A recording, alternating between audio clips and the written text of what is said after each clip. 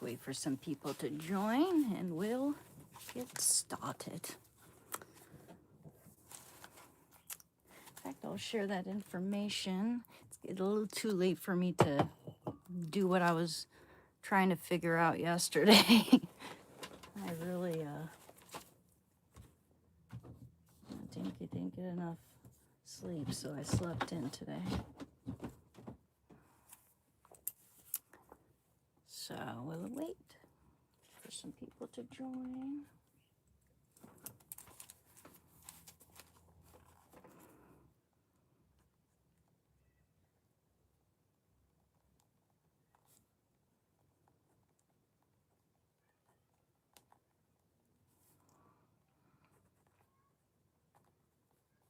Hi, how's it going, Sedona? Hi, how's it going? Hey, Land P Bible, how's it going? Oh, thank you. Thank you. How's everybody doing?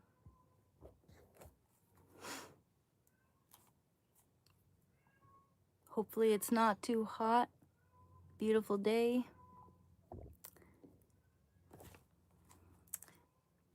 So we're going to discuss favorite activities and some of the things we like to do to distract ourselves when we get bored, when we start to have cravings, ways to distract / occupy time. And you can talk about what you might call it, thought records. Thought records are good. Thank you very much, Boomer Sooner. Oh, thank you. I appreciate that. I really do. Thank you very much. Thought records. It's a very good thing. They really help, actually, in any situation where you're, triggered, for lack of a better term, or just, dealing with, drama. I need someone to help me. Can you help me? Help with what, Chris? If you got any questions, I'd be happy to answer. Or, just let me know. Don't even have to, ask any, like, preliminary permissions. You don't have to ask me if you can ask a question. That's what we're here for. You're allowed to ask questions, and it's good. It keeps the channel moving, productively. Thought records. And yeah, it's a lot of things. How long have you been sober? I've been clean from heroin, and I know YouTube's gonna make this into a life highlight, as they always do.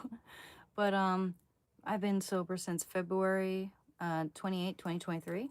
So it's, been like 3.5 years almost. And I've been sober from alcohol. And I didn't really deal with alcoholism for that long. Thank you very much, Trey. Oh, I love you too. Thank you. The alcoholism came when I wanted to substitute the H for something else, which is very common. And with the passing of my best friend, that really threw me in for a loop.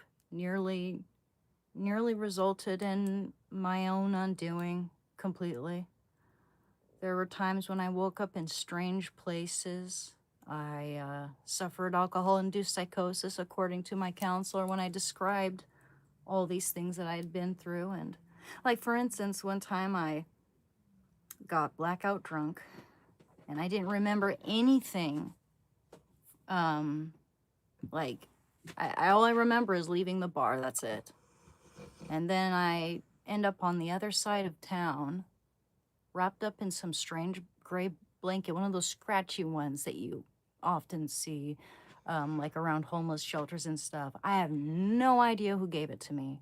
I have no idea. All I remember is walking away from the bar and then waking up at 7 a.m., wrapped up in this blanket, screaming myself awake. Pretty crazy. I wouldn't, yeah, that was probably the worst time of my life, those years after my best friend passed away, you know, because the most dangerous, I would say. Um, I, a lot of things could be considered drugs, and some are, you know, more socially acceptable than others. Some aren't as harmful as others. Some aren't known for necessarily ending you, such as like weed or whatever. Some people don't even consider weed really a drug. But I think that there are soft drugs and that there are hard drugs. There are drugs that can damage your health, or damage your job prospects, your brain, your body, your relationships, affect your life. And it can consume you. There are drugs that can consume you. And then there are drugs kind of like coffee, where it's just like it's a little stimulant or a little something that helps you relax, later. If it consumes your life and makes it so that you can't think of anything else, you're a nervous, anxious wreck unless you have it right now, then something's got to change. If it's affecting your life like that, if it's making it so you can't get anything productive done, if it's basically becoming like a toxic girlfriend or boyfriend or whatever, like that's the kind of the way heroin is. It's like a succubus that lures you in, and then you're thinking to yourself, hey, you know what? I think I can do this. It's not that expensive, $20 a week. I'll just take one hit a week. Then that, goes up to every other day of the week, and then that goes up to every day, and then twice a day, and then, before you know it, when it's, you're gonna be spending, depending on your paycheck. I mean, I was making minimum wage at a little cafe. I spent every little penny I had on that shit. Man, I mean, I really, my teeth were perfect before. I've lost veins, there are consequences that I have to live with. I'd have more money or whatever, there are consequences that I have to live with now. But, there's really no use in beating myself up when, I've really made it, made a lot of progress now. All we can do is, just, act in ways that'll improve our lives and make the situation better right here, right now. That's just a part of our history. It's a chapter. Um, it's not like I should forget it. It's not like I should deny it ever happened, ever. I must always remember that that happened. But I'm not going to let it define me. I'm not going to let it determine, the rest of my life that I'm going to live. You know? Thank you very much, Naughty Potato. Yeah, I'm all fancied up. Thank you. Yeah, same here, Full Throttle. I'm all for those two things. I'm not going to say the latter one out loud, but yeah, I'm all for those two things, pretty much. Yeah, but I never got into, say, cocaine, really. I did it twice in my life. I didn't take it so much that it would actually, long-term affect me. But I've seen, like, most people can't afford to do that drug. But I've known at least two people who've, been addicted to coke. And are some of the most miserable looking people I've seen. Not only that, but I mean, have you seen some of those celebrities who were addicted to coke? Have you seen what happened to their nose, to their nasal passages? Man, I mean, it really, if you're hardcore addicted to coke, it's gonna destroy your appearance, and that's not the worst part. Man, I'm glad that I never got into that. I don't know what's worse long term, but I mean, both can end up killing you, I think.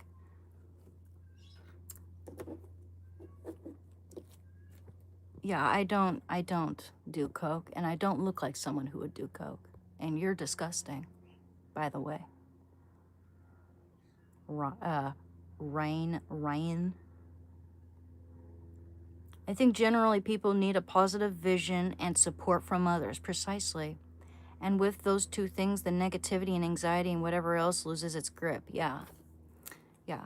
But it can be really hard when you're like, for instance, something like heroin. Um, uh, the first week of withdrawal is the worst in terms of physical pain.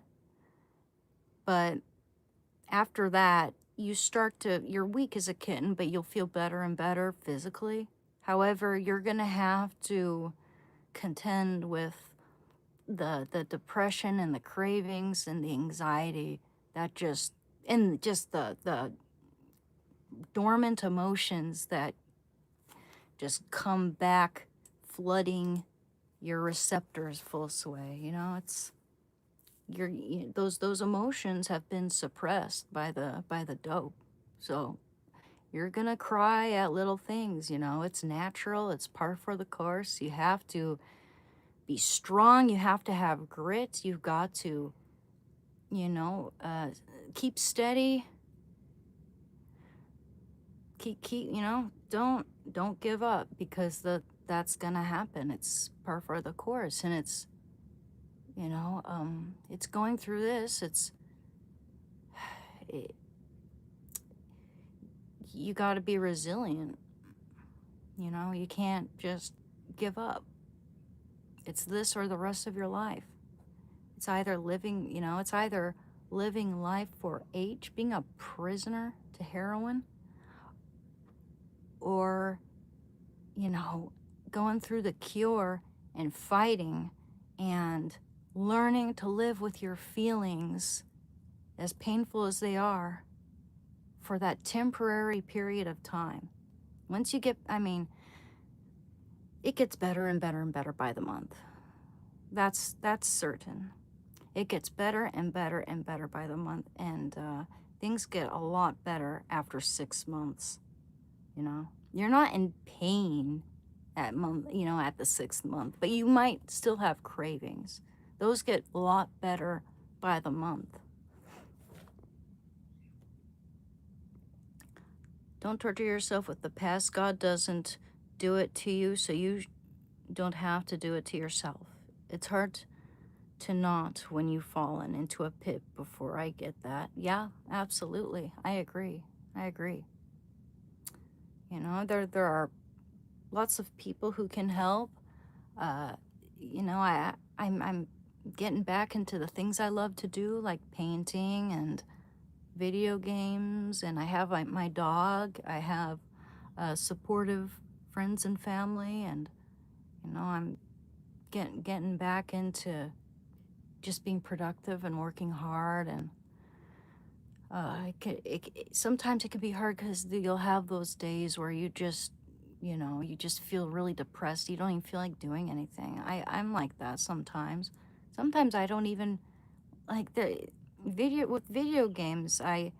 It's one of those few things where I can really immerse myself into another world. And same with a really good book or a painting that I'm doing well on. Like with that painting, my last painting session, I worked on it for 7 straight hours, from 6 p.m. until 1:30 a.m. And it was like 3 hours went by. It didn't seem like 7 hours. Those things will come back. If you think you've lost those things, the things you used to love to do, yeah, you'll never be the same person. That's not true. Again, and I say this a lot, our dopamine receptors revert back to normal levels. You know, we just have to uh, focus that energy into those things. We get rusty, but that you know, our abilities come back fast. We're able to sharpen. It's like sharpening a sword. We're able to sharpen that sword. You know what, Lewism, you're gone. Heroin is the best. You know, go to hell. I mean, I need some advice. You've been through the same stuff I've been through. Well, yeah, absolutely. You can ask me any questions, Chris. There's some really mean people here. You should be ashamed of yourselves. Yeah, right? Unbelievable. And this isn't a double chin, it's a dimple, you dipshit. Bye-bye, you're gone. You're gone. Oh, we got some creeps here, too. You know what? Bye-bye. I said I've only done coke twice. I was talking about my heroin addiction. And these people think I look like I do coke. Probably, you know, I'm not going to say what I'm thinking. We're all thinking it. We're all thinking it. You know, we know, we have a good idea as to what type of person would say that to a lady on a live stream, right? A very bitter, insecure,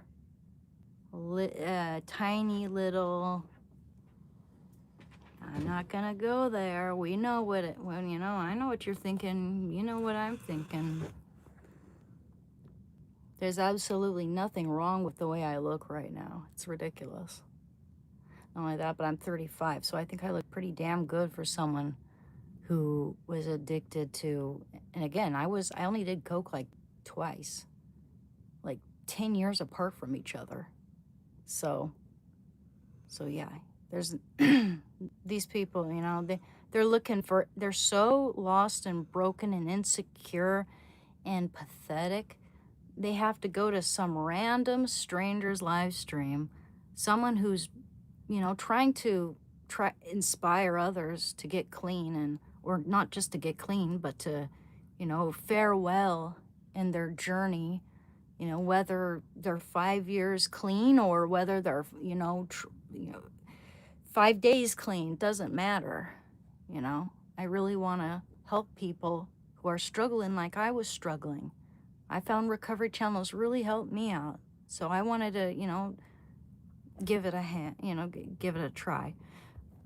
These people, man, it's pathetic that they'd come here. And I'm talking about, you know, ways you can better yourself. They're coming here and just trying to desecrate my character and credibility and whatever. It's just nasty, man, nasty people. Don't need that. Thank you very much, Sidon. Thank you for the gift. I mean, it's crazy, though. You got people who just randomly come here. They have never been to this live stream, and they accuse me of things that I never even mentioned. I never did, like saying that I'm begging for money and stuff like that, when they just got here. And I'm talking about heroin, I'm talking about recovery, I'm talking about art, you know, video games. I never beg for anything. And I've seen live streamers do that. I think it's very unbecoming and, you know, just classless. So yeah, I hate it when I get accused of stuff I never, you know, never did. You could say that about, you know, if you think that, you know, some people think you gotta work a miserable or dangerous or, you know, 9 to 5 or job, or you gotta be like work sitting in an office all day. It has to be, you know, it's gotta be a mainstream type of, you know, they have a very narrow view what constitutes work, what constitutes a job. They probably don't think that being a mother and raising the next generation is a job. They probably think it's easy. You know, they probably think that all mothers do is let their kids, do whatever they want and sit around all day. Now, I know there are terrible parents like that who do that, and shame on them. But, there are lots of things that can constitute a job, and some of these things don't even really get paid, you know? Like being a mother, it involves, teaching. It can involve teaching. I was homeschooled. Um, but, even if your kid goes to public school, mother still has to teach their kids, It's, kids will turn out a lot better if, their parents are involved. And, you know, uh, you're kind of like a full-time babysitter, nurse, cook, blah blah blah blah blah. You could go on and on and on. Mothers are amazing and they do so much. And you got people acting like that's not a job, And then you have, like, if I talk about my painting and getting commissions and, selling my work, you have people who treat me like that's not a job. Like, oh, that's just a hobby, Like, shame on you for charging anything. But then you have most people who actually, have some brains, some sense, saying that I should, increase the price on my paintings because I've been selling them for a while, and most people think that my paintings should be, sold at a higher value because I've been doing it for a long time, because the materials I use are, top notch, top tier. Anyway, kind of going on a tangent here, but people can be nasty. People can, they ignorant. And of course, if you're like a content creator, streamer, if you make like money playing video games for people and joking around, it's like you get judged. You get, treated like that's not a real job when, there's it gets to the point like you start out and it feels like a hobby, right? But then as soon as you start making some revenue, you got to kind of keep it up. As soon as you start getting more subscribers, you're like, oh, sheesh, this is actually helping people. This is serious. And I've got to be consistent now, you know? It's not easy being consistent. Now, this is a much easier job than, say, the job I had before where I was working at a cafe full time for 10 years. And, it wasn't the most difficult cafe because it wasn't corporate. It was like a little local small business. But I worked there solo in the afternoons, and I had to contend with pretty nasty people sometimes. Some people were, not often, but there was this one person who was really scary. He was stalking me. And God, man, that's a story for another time. That was really scary. But you know, I have a feeling these people are just insecure. Like, why don't they reveal what their job is if they're so obsessed with what everyone else is doing? It just seems like they're insecure, obsessed, and comparing themselves to others.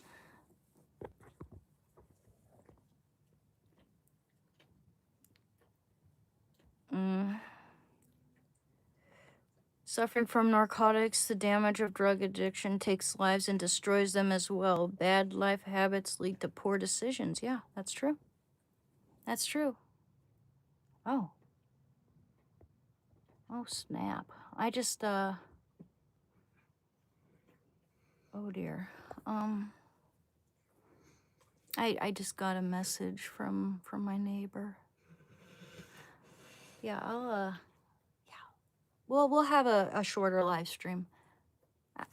Well, actually, I'm gonna let her know that I'm a little busy, and then I'll get back to her. Okay, I'll be right back. One second. That was weird. That was weird. Thanks for sticking around, guys. Oh, thank you. Hey, you look amazing tonight. Thank you, Mitchell. Once you give up on yourself, no one else will care about you. I agree with that. Yeah, that happens absolutely. 100%. It's like even in families, in close-knit families, someone's dealing with drug addiction and they've had like 10 interventions Everyone's been, given them multiple chances. You know, like, you can only hold on so long to someone who doesn't want help before they drag you down with them, you know.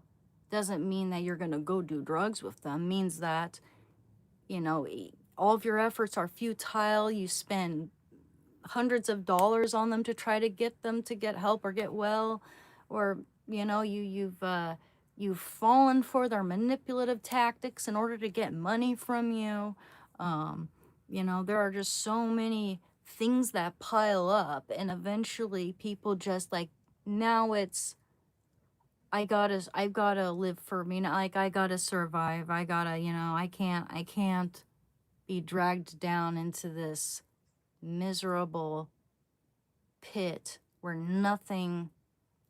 like, nothing goes anywhere good, you know.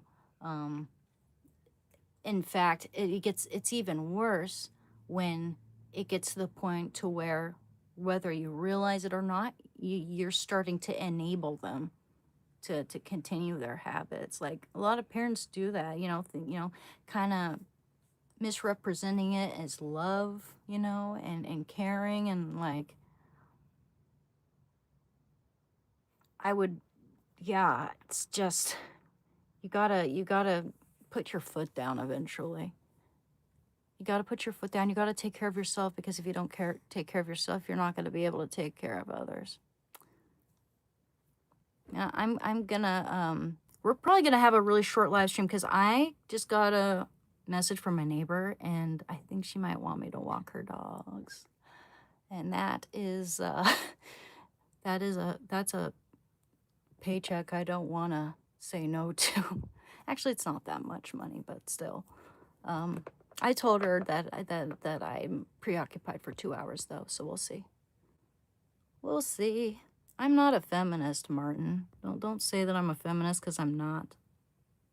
I'm all for the suffragettes. I'm grateful for, what they've provided for women in Western society.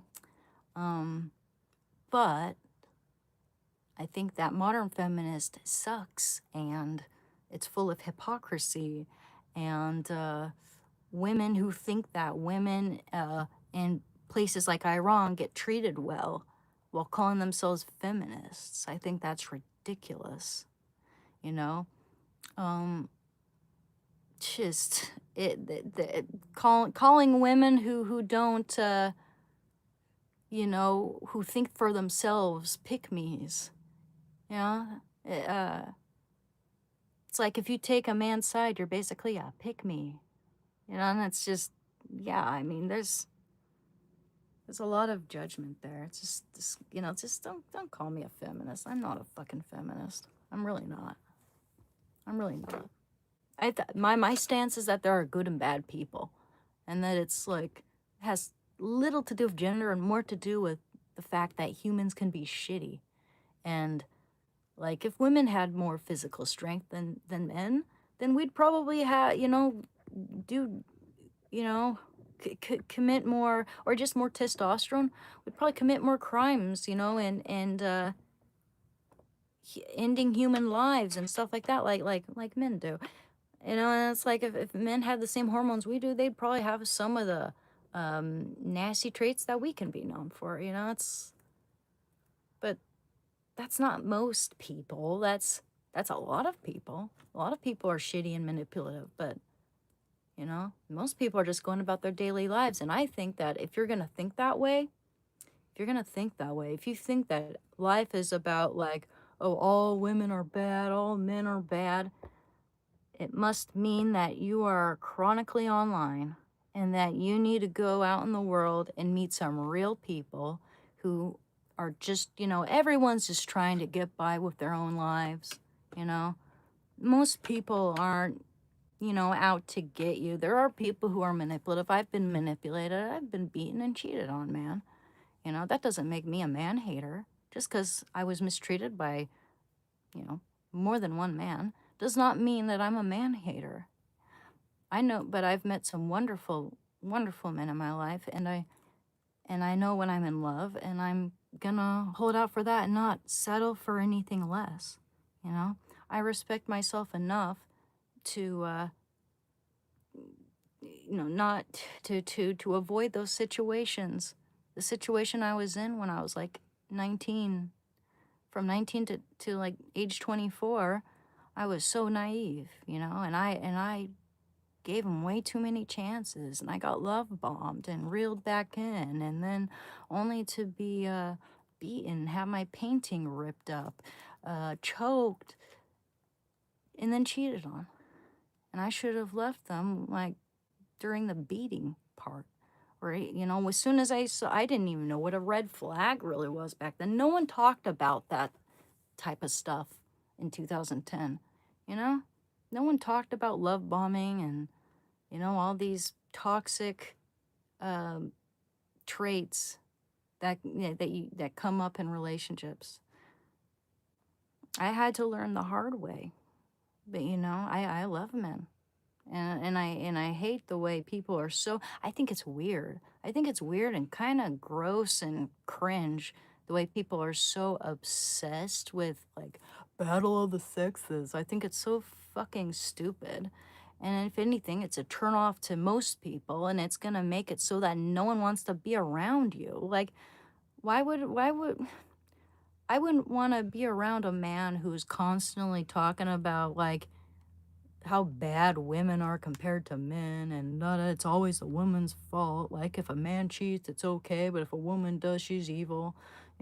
Same thing. Like if I wouldn't think a guy would want to be around me if I was constantly like rah rah feminism, like men suck. And I think modern feminism these days is more about retaliation. It's not about equality. It's about, it's kind of the same with left wing identity politics where everyone's trying to shame all white people and make white people think they're all bad people. And there are some, places where, in America where they try to teach kids that they're intrinsically, innately racist because they're white, and it's like, for one thing, it doesn't matter whether you're blue and pink with green stripes, you know. Every race on this planet is capable of being racist, you know. Not that they're racist towards each other, and it's just, yeah, it's just not good. It's just unhealthy. It's an unhealthy way to perceive life and perceive others. It's just nasty, you know.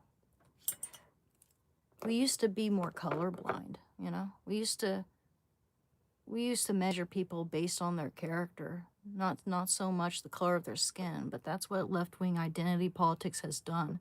It's made it so that people are hyper focused and hyper fixated on what color you are. And I think that's ironically because they claim to be, they call us racist, they call us this and that, you know, the the kind of attitude that they're enforcing in this world, it, the rules they're trying to, implement are, dividing people. It's all dividing people. That's all it's doing. You know, what happened to getting along? You're looking well, thank you. You're looking pretty tonight. Thank you very much. I never banned you, Intergalactic Keyboard. I don't know what you're talking about. Hi. I know how strong you are is what I do know. Oh, thank you. I don't look anything like Taylor Swift. and I'm glad. I don't like Taylor Swift, man. Especially after what she did in New York with her wedding. She had like 80-something% of the police force on pause. Well, only available for her at her venue. Everywhere else, like you had like small businesses and just people everywhere in New York, and just, I mean, the crime there is pretty bad. Just imagine what it would be like if you had no police to call, you know? You, what day, it doesn't matter what day it is, like everyone was, like she endangered so many people. Just how selfish do you have to be? Seriously, how fucking selfish do you have to be? It is gross. Not only that, but there were some leaked photos of what the wedding venue looked like. It looked like a cheap theater set. I would have expected for there to at least be some, like, little lights everywhere, maybe some mason jar lanterns. It's a millennial specialty. You would expect for there to be, like, more of an ambiance, but instead it just didn't even look like a castle. Imagine how much all that costed. Imagine how much all that costed taxpayers. And it didn't even look like a fucking castle. It looked like shit. It looked like like a theater, a cheap theater setup. It didn't even look professional. Maybe a theater setup you wouldn't even, that you'd find in a high school, not even a college. It was just, no, like, dude, they even had to rip out carpets and like the stairs and remodel it, and God, it's so frustrating. It's to think that people had to suffer for that, and it wasn't even good looking. It's just gross. I find her gross, and I find Ariana Grande gross, because Ariana Grande is a home wrecker and proud of it, and she's nasty. And did you hear about how she treated that Ariana Grande lookalike? She's pretending to be all nice to her, and all sweet, and then she goes off and talks shit about this person, tries to ruin her reputation, and people are going over and bullying this poor girl. I think that Ariana Grande fans are some of the worst people, because I mean, some of course, some of them aren't that bad. Some might just like her music and her voice and all that. She's a good impersonator too, but I mean, have you seen the way some of these Ariana Grande fans treat people? If, say, they hear there's like a disagreement between their favorite artist and this other person, they don't care what Ariana Grande's done. Like, her fans went over and bullied Ethan Slater's former wife, the one that Ariana Grande, the one he had a kid with, the one who was his high school sweetheart, the one who put her life on pause so she could move to London and provide Ethan with his SpongeBob Broadway dream. Like, she made some sacrifices. She had his kid, and then only for him to run off with Ariana Grande for this temporary fling, which was predictable. I didn't think it would even last that long. I didn't think it was going to be like 3 years. I didn't think it had been 3 years. But yeah, it's crazy. It's crazy. Her fans go over to her, to Ethan Slater's ex-wife, and they go over and bully her. Like, disgusting. Disgusting. She did nothing wrong. In fact, all of her responses, every single response out of her has been classy. She hasn't been going around and wrecking people's names. She's not doing that. She's a nice person. And these people are going over and just being nasty to her. I mean, considering what she's gone through, her heart being broken, having to raise her kid alone now because of Ariana not so grande. God, it's just gross. It's absolutely gross, man. These people are just so entitled. Anywho, tangent. Well, yeah, I didn't say that. I didn't say being a mother wasn't an obligation. I'm just saying that it doesn't get enough credit. People act like it's easy. You're totally twisting my words. So I don't deal with people spreading. I don't like you spreading misinformation about or twisting the words I say. I don't view it as a job. I'm saying it requires a lot of work, and it makes people tired, and I'm understanding of that. People act like it's easy. That's what I'm saying. People act like it's easy. They act like all you do is sit around and, that it doesn't require any work. I've heard people say stuff like that. And I'm telling you that I'm saying that that that that kind of shit pisses me off when people act like being a mother doesn't require any work. It does. It is work. But it is also an obligation. It can be two things at once. I'm not, and also work doesn't have to be bad. That's also another thing I'm saying.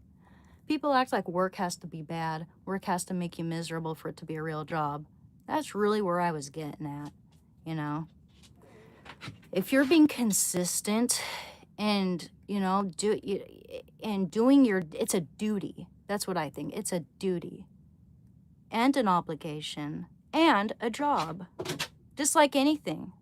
This, some people consider these live streams I do not a job, but I'm being consistent. Even if I don't necessarily feel like doing it, I'm gonna do it because it's gonna make me feel better, and it's gonna, put people send me DMs asking me when I'm gonna come into the live stream. If they don't see me for a while, they get concerned, and they, I feel like it's really helping people because, well, I know it's helping people because they tell me it's helping them. This is a job too. I make a little bit of, revenue here and there, and it adds up. Combined with the paintings I'm selling, my painting is a job, but also an obligation because it's a God-given gift. I feel like if I'm not painting, I'm hurting myself. I'm, making myself sad. I'm making myself depressed. I'm not doing what I should do, what I'm born to do. Don't twist my words. That's disgusting. Of course you're gonna twist my words, though.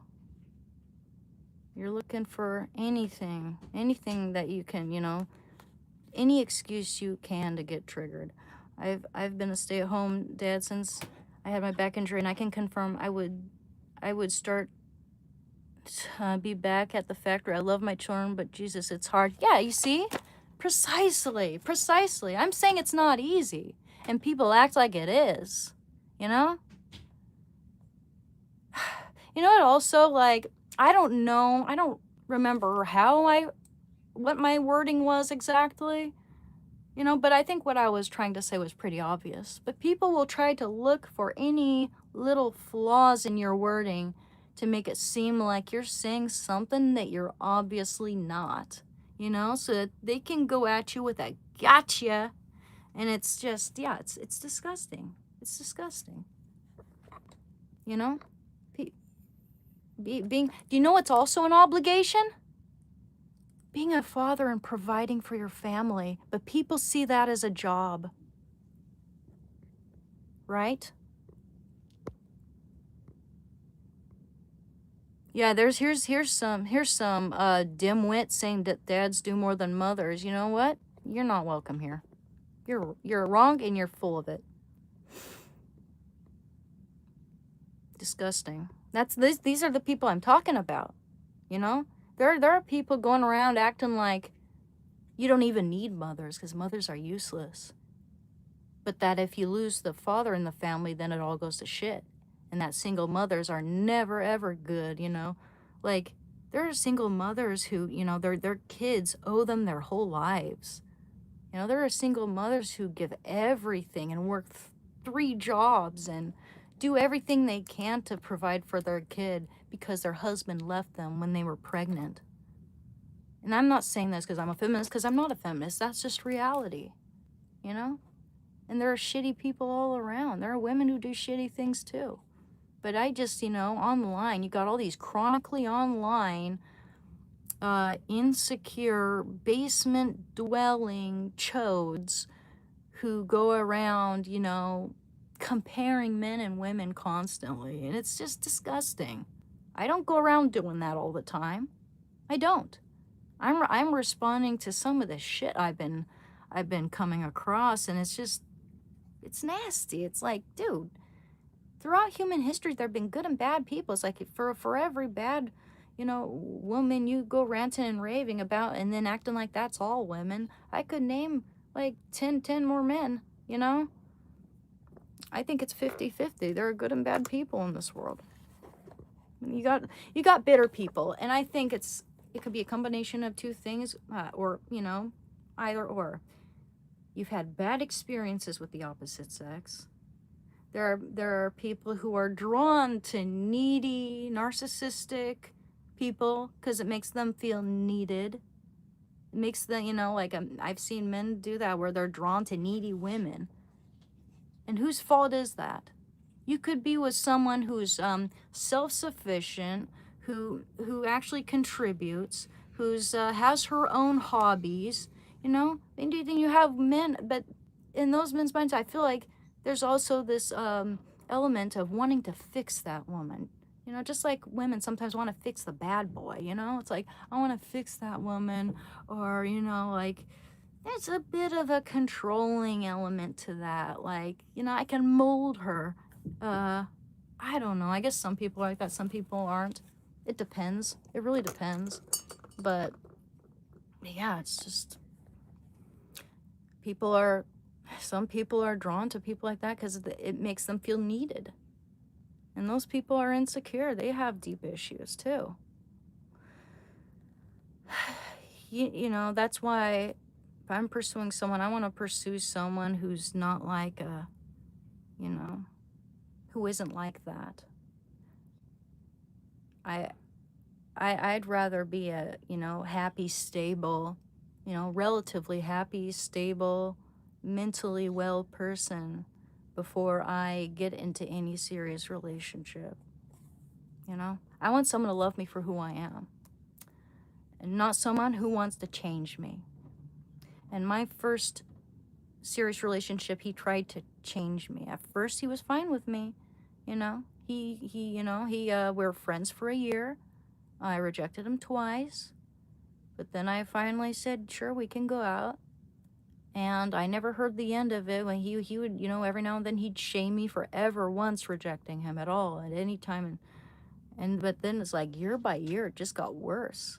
And I thought it was all my fault. I thought that, he was different it was like a total 180, things just changed so drastically. So maybe it was something I did. That's why I stayed so long, because I thought that I could change. And I thought like I needed to change. So then it was just so wrong. So wrong. Because I was the breadwinner. I went to school and I went to work. He got money from financial aid and his parents. I got fired from one of my jobs because I missed days of work, or I was late constantly due to the fact that I had bruises all over my face, and I tried everything I could to hide them and to make up lies telling them, that, like, if they, thinking of what I would say if anyone ever asked about the bruise on my face. I deserve better than that. I didn't have to change myself.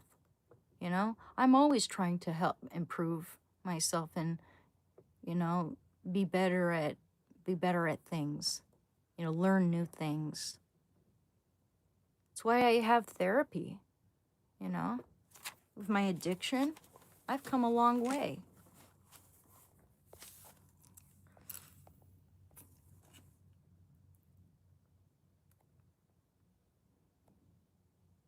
Women are in love. I've been in love, Collector Musical, and that sounds like it's coming from a very bitter man.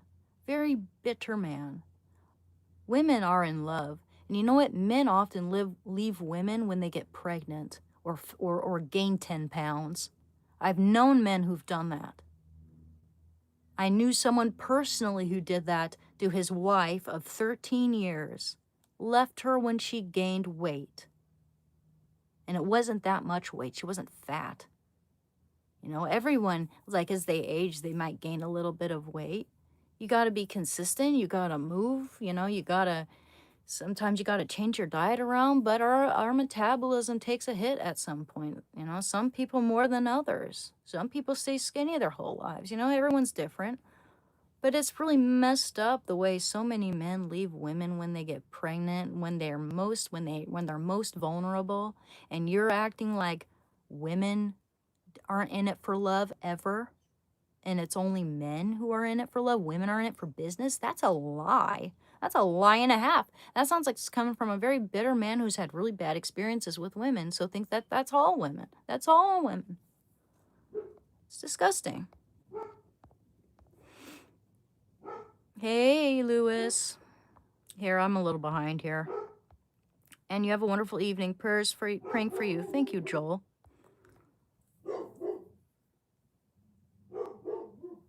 Women on women relationships do have the highest rates of domestic violence. That's pretty scary. But yeah, I'm definitely not a violent person. Like, you know, it's like people like to make generalizations and act like, you know, that's like that's not just an exception. That's like all people are like all women are like that. You know, people are desperate to like one up the other and make the other seem like the bad guy. And it's just, I don't get it. Just why don't you hang out with good people? Why don't you just hang out with men and women? People who aren't violent and cruel and hateful and manipulative. You find people like that, men and women. It isn't a gender thing, it's a human thing. There are good and bad people. And certain, you know, we both have different tendencies, you know, depending on our strengths and weaknesses and what we can use to our advantage, right? Men use physical strength to their advantage, you know? The number of actual MURDERs, it's probably, probably don't have to censor that word, it's like far more common in men, you know? It's rare that like, I mean, it happens, but it's rare that you hear of like a female serial killer or whatever, you know. They're rare in general, of course, but you know, don't go acting like, you know, oh, that must mean women are worse than men. No, there are good and bad people in this world, you know, and it's just insulting to people who are, you know, good, hardworking people for you to, you know, just make generalizations about, you know, make them feel like there's something wrong with them because they're born the way they are, you know? We're just born with either two X chromosomes or an X and Y chromosome. It doesn't have anything to do with, you know, whether we're more likely to be terrible people. You know, there are good and bad people in this world. That's a given. That people shouldn't even be questioning that.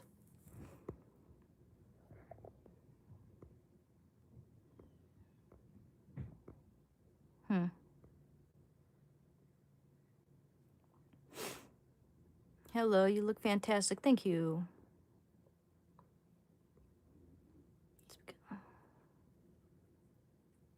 It's because there's so many people connected online. We have become more tribal. That's precisely what I'm saying. Exactly. That's exactly what I was saying when I said I think it's it's a result of being chronically online and or having really bad experiences with relationships and people.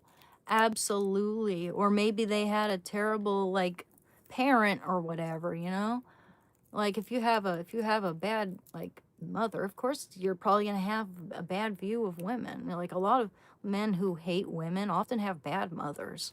You know, you see that very often, very commonly. Same with like women who get like molested by their fathers, which is more common than I realized apparently. Like, women stop trusting men, you know? Start trusting the bear more, you know? It's this, there are bad people in this world, good and bad. You know, you gotta try to discern red flags and you know, try to go for people, you know, try to meet people who are who want to lift you up, not bring you down, people who aren't going to manipulate you, people who aren't going to use you. And that's on both sides. It's not a gender thing. And to say it is super insulting to people who are just good people, you know, who never hurt anyone. You know what? Whoever, jealous of what? What are you talking about? You're very intelligent. I'm not defensive. Sounds like you're being defensive. I'm not defensive of anything. And you don't know whether I'm single or not, Hassan. Bye-bye.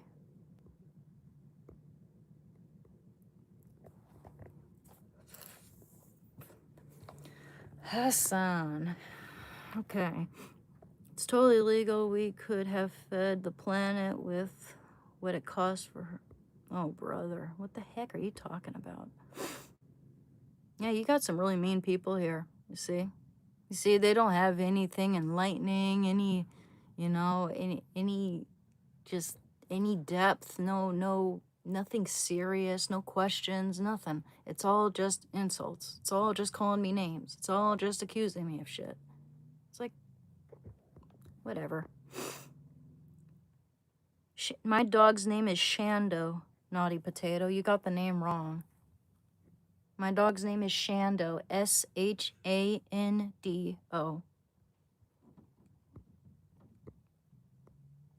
Yeah, Ariana Grande's terrible. And you see, here's the thing, like, I criticize women all the time. I criticize women just as much as I criticize men.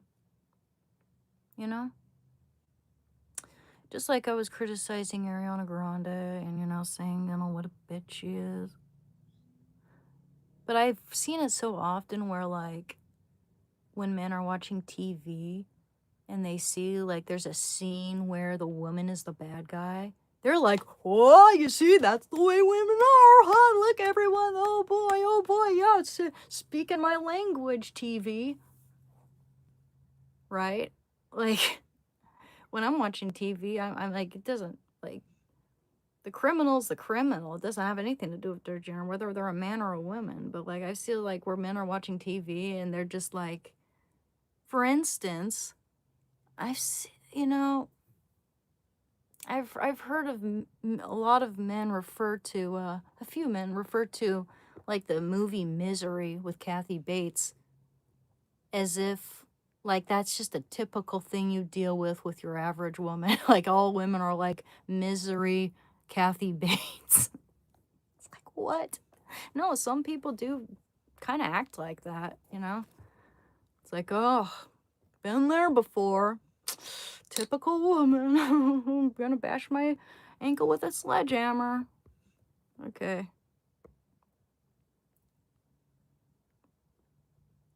But yeah, it's like, I don't do that when I watch TV, and there's lots of movies with, you know, where men are just like really bad, you know? It's just, I just see it as, oh, that's the bad guy. You know, that's it. I'm not like, typical man, you know? I just find it's really weird and cringe when people watch TV and they're just like, and they see like the bad guy is a specific, like the opposite gender, and they're just like, typical man or typical woman, you know? It's just like, no, that's just a bad guy. You know, it has nothing to do with their damn gender. Like, why are you so obsessed? Why are you so fucking obsessed?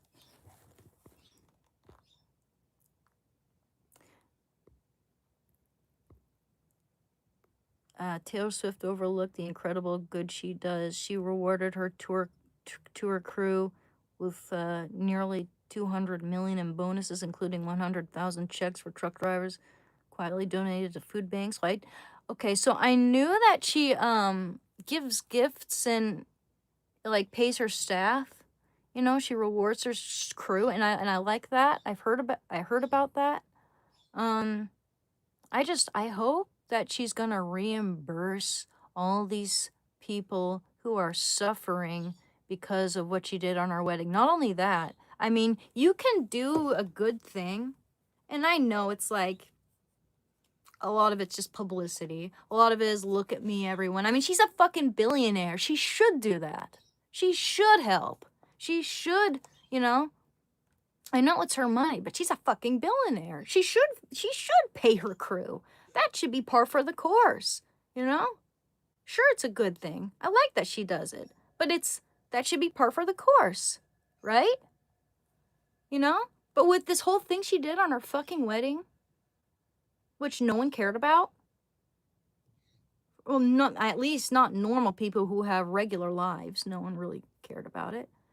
She 80% or more of the police were reserved for her wedding venue so that a lot of people were in danger. A lot of people were put in danger, you know? Imagine if like you had a robber break into your house. And there's this New York we're talking about, New York City. Imagine if a robber broke into your house, or you know, someone has a gun to you, or you know, anything, any crime. And there are crimes, a lot of crimes in New York, and no one available to help because of Taylor Swift's narcissistic, shitty ass wedding.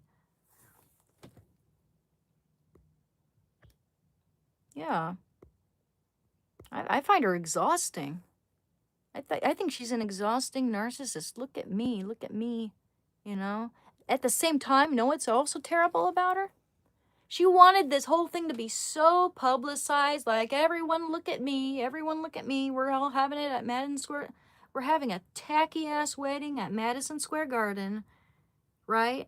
She wanted everyone to know about it. Me. And then she tells everyone they're not allowed to have their phones at the venue. They're not allowed to have their phones in the wedding. And here's the thing, like, someone could have an emergency. Someone's kid might be choking. I don't know. There could be an emergency and they have to go right now. But they're not allowed to because narcissistic Taylor Swift won't let them have their phones. So someone snuck their phone, got some footage of the wedding, and now Taylor Swift's having them fired. They're not allowed to work at Madison Square Garden anymore because they took a photo at a wedding. Like, this is disgusting. Thank you, Naughty Potato. Sorry. Thank you very much, man. If you were going on a... Oops. Thank you very much. I guess I meant to like it, but I missed it. Thank you, though.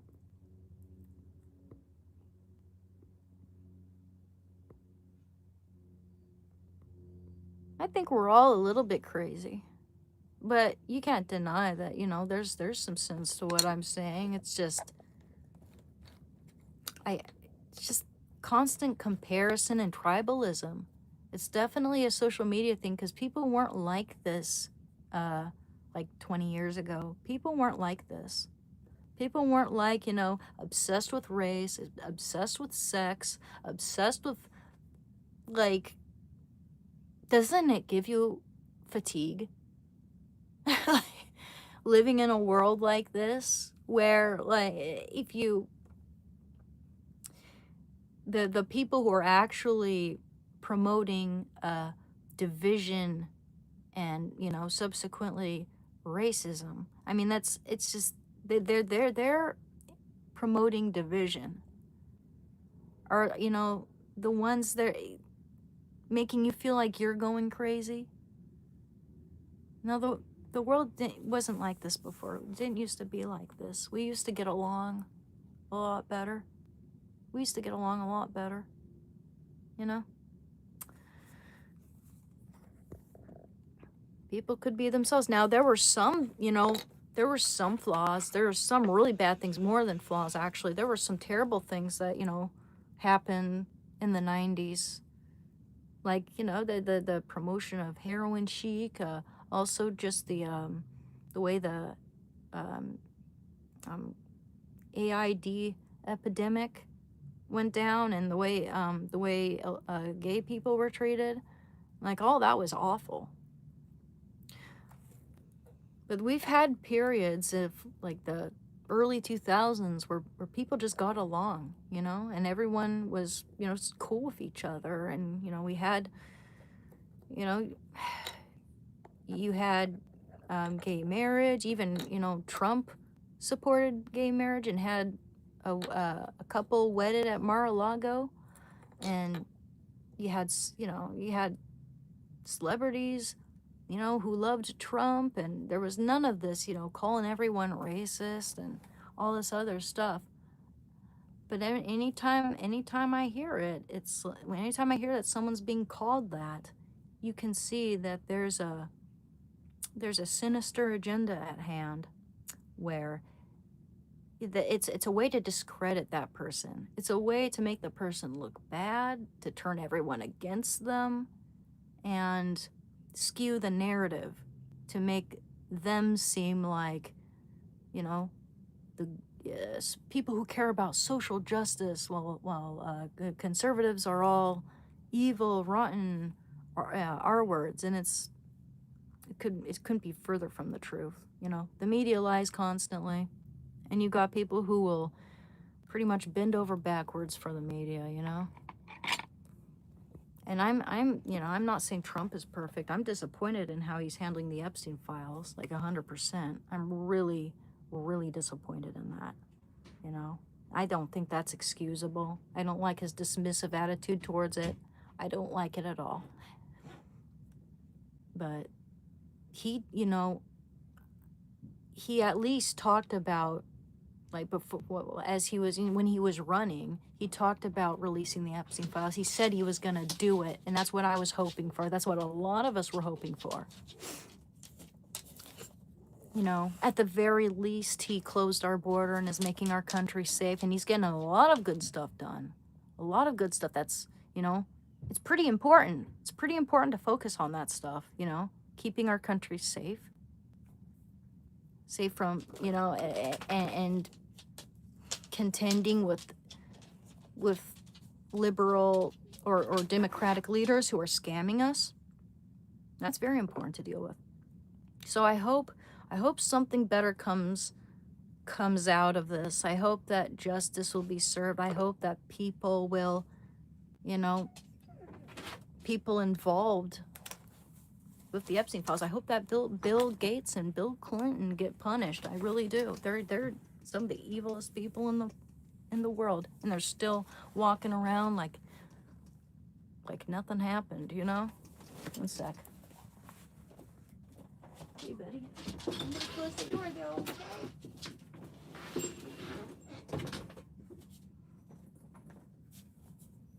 My bad, guys. Shando's a baby. I just made him some supper.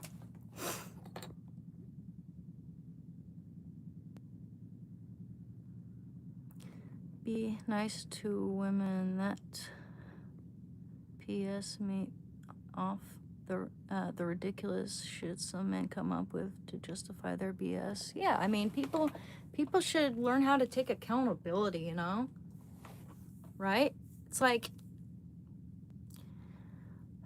you might not be the main villain, but sometimes there's a certain level of enabling that goes on, you know? It's like, whether you're enabling yourself or other people to be shitty or misbehave or you know, hurt others, it's up to you, like, how you want to deal with a situation, you know? And for instance, if you see, like, your wife mistreating the kids, then get the kids away from that shit. Don't just let it keep happening, and don't treat the kids like they're crazy, you know? I mean, there's so many different situations that could go down, but yeah, I mean, if you see something that's not right, then do the next best right thing about it. Get it, you know? Leave the situation. I find that's a good thing, you know? It's like, if things really start to escalate, leave before you say or do something you regret. you know? Unless you're able to tame the situation, unless you're able to settle things down and make everybody hunky-dory. It's like if things are just chronically toxic everywhere, then something's got to give, you know, and it's up to you, you know, and that can be way harder when you have kids. It's up to you whether or not you want to, you know, make or break the situation. Lesson to be learned: make smarter choices when choosing partners. Exactly. That's exactly what I'm saying. Exactly what I'm saying, man. People like to make it a like all women are bad, all men are bad thing. And I don't like any of that, you know? And you'll have your chances of finding someone who's happy and healthy and you know, has a good heart, are your chances are slimmer if you're going around constantly thinking that all women are bad, all men are bad. And it goes for both sides, man. I'm not excluding anybody. It's just that's just the way it is, you know? You gotta respect yourself and know that you deserve someone who's gonna lift you up, not bring you down. Someone who's gonna love you for who you are, not try to change you, you know? I've been in love with you for 3 months. Aw, stoned Papa Smurf. Also, association is some things I learned, but it has nothing to do with gender, just quality of if they do bad or good, as in bad or good friends. Precisely. Precisely. That's exactly what I'm saying. And I know some people try to twist my words, but that's exactly what I'm saying. Yeah. How old am I? I'm 35. 35. No, women aren't the biggest users of any type of person. People use people. People use people. God, man. That's not true at all. You're a very bitter man. Do I work out? Yeah. Well, I do a lot of manual labor. When I go grocery shopping, it's a 20-minute walk from here. I have my big backpack. I have a huge insulated bag, like shoulder bag, and it's really like a big insulated tote bag. And then I have my dog on this arm or that arm, right? So I'm walking my dog, and my dog is 105 pounds, more or less. Like, I think he's 102 pounds probably. But anyway, so I have my dog, I have my big ass insulated bag, and I have my backpack, and I fill them. I try not to go too overboard because I don't want to hurt my neck and shoulders. That wouldn't be smart. But I I carry a lot of heavy groceries when I go grocery shopping, and when I went to college, I'd carry huge, heavy substrates, and it just over time, over the course of the past decade, I I just apply myself to any work. I see it as killing two birds with one stone. It's like, I'm getting this done, I'm running this errand, and I'm getting exercise out of it, you know? I can feel good about myself for exercising my arms and legs and all that. It's yeah. It's mostly manual labor. I do have dumbbells, but I walk a lot for the most part, and I carry heavy things often. Thank you, Joseph. I mean, that should be common knowledge that I'm a girl, but some people are a little dim.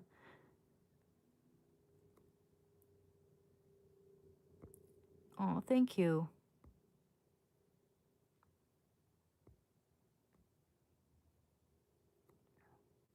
I had a great mother, but a bad father. Yeah, I mean, and that's the thing. They're just good and bad people in this world. You could have just as well had a bad mother and a good father, you know. And I'm really sorry to hear about that. I mean, that's awful. That's awful. You know, there's good and bad people. It doesn't define who you are. And if I could suggest a good read for anyone who's dealing with, having an just a not a very nice parent. I'm careful with my wording, but a good way to deal with that is, a good book to read would be East of Eden. That's a really good book. It's a really good book if you're ever struggling with just memories of or just currently dealing with a parent who's, who hurts you or has hurt you. I really suggest the book East of Eden is really, really good. Really good. It gives you a lot of perspective, you know. You know the difference between good and evil, right and wrong. So you have a choice as to who you want to be. Like for instance, if I'm worried that I'm going to become like a parent I have who's not that good, right? Cuz I have their blood running through my veins. And I fret all my life that I'm going to end up like them, right? Well, what if you think of their childhood and you realize that their childhood was full of darkness and abuse and all this other terrible stuff. They have a lot of dark elements of their past, and they only knew bad. They only knew evil. They see everyone as evil. They see everyone as out to get them. But you know the difference. You know right from wrong. You know good and evil. You have a choice as to which way you want to go. And in East of Eden, John Steinbeck described our tendencies like this. It's a very good metaphor. So within each and every person, there is a well of dark, brackish evil, right? There's a well of dark, brackish evil with monsters that want to crawl out. Around the well, within each and every individual person's heart, there is a fence around this well. And in some people, that fence is weaker. It hasn't been built up very strong. You can build it. You can strengthen it. But some people have a really weak fence around that well. And the monsters can easily climb up within some people. With some people, those monsters easily, no effort, break free from that well, break through that fence. And then you have people where that fence is super strong. They've worked to ensure that that fence is strong and that those monsters can't get out. They've worked on themselves. They've focused on, strengthening their just bettering their conduct, controlling themselves, discipline,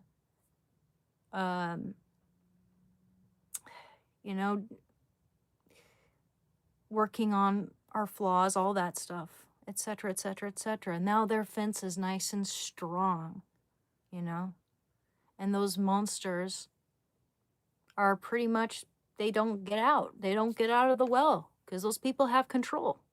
They have control over their darkest, predispositions and tendencies, or human tendencies. We all have some bad in us. All of us do. All of us have a little crazy in us too. But for some people, that fence is weaker, and for some people, that fence is stronger, depending on how we live our lives and how much we exercise our self-control. I think that's a very good metaphor.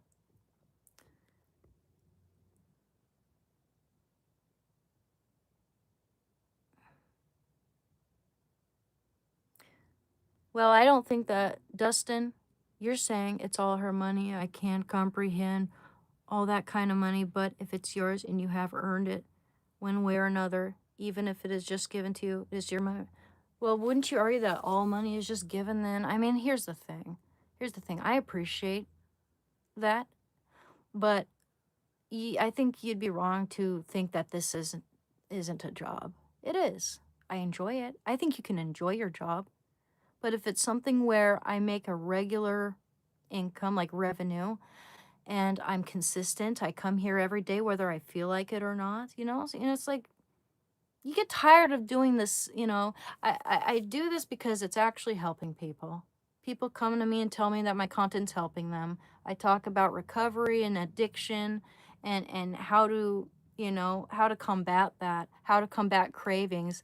I talk about, you know, the same things a lot because it's there are a lot of, you know, tools that we can use to help us with our recovery. In fact, in a way, I'm like an uncertified drug counselor, if you will. You know, you know, it's not like I have a license for that. It's not like, you know, but I come on here and I try to help people who are dealing with cravings and addiction. And we talk about other things because we're more than our addictions, such as video games and art. And also, I sell paintings on commission. I've sold 3 paintings since I began these live streams in mid-January. So this is a legitimate job to me. In fact, when I was dealing with you know, I was having a really hard time just finding a 9 to 5 job because I have to have my dog attached to my hip. I would have a 9 to 5 job right now if I didn't have my Shando, honestly. Not that I regret having him, but I need to have him with me. But yeah, God, I forgot what I was even gonna say. Saying we have brain farts sometimes.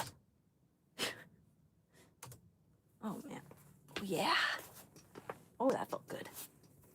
But yeah, this is to me, this is a real job. It requires consistency. It requires you know, you get burnt out like with any job. It's not like as hard as being like a deep sea fisherman. You know, it's not as hard as that job at the cafe I had where I was, you know, had to always be there on time. You know, there are a lot of jobs where you can choose your hours. You know, this is just one of them. You know, I sell paintings.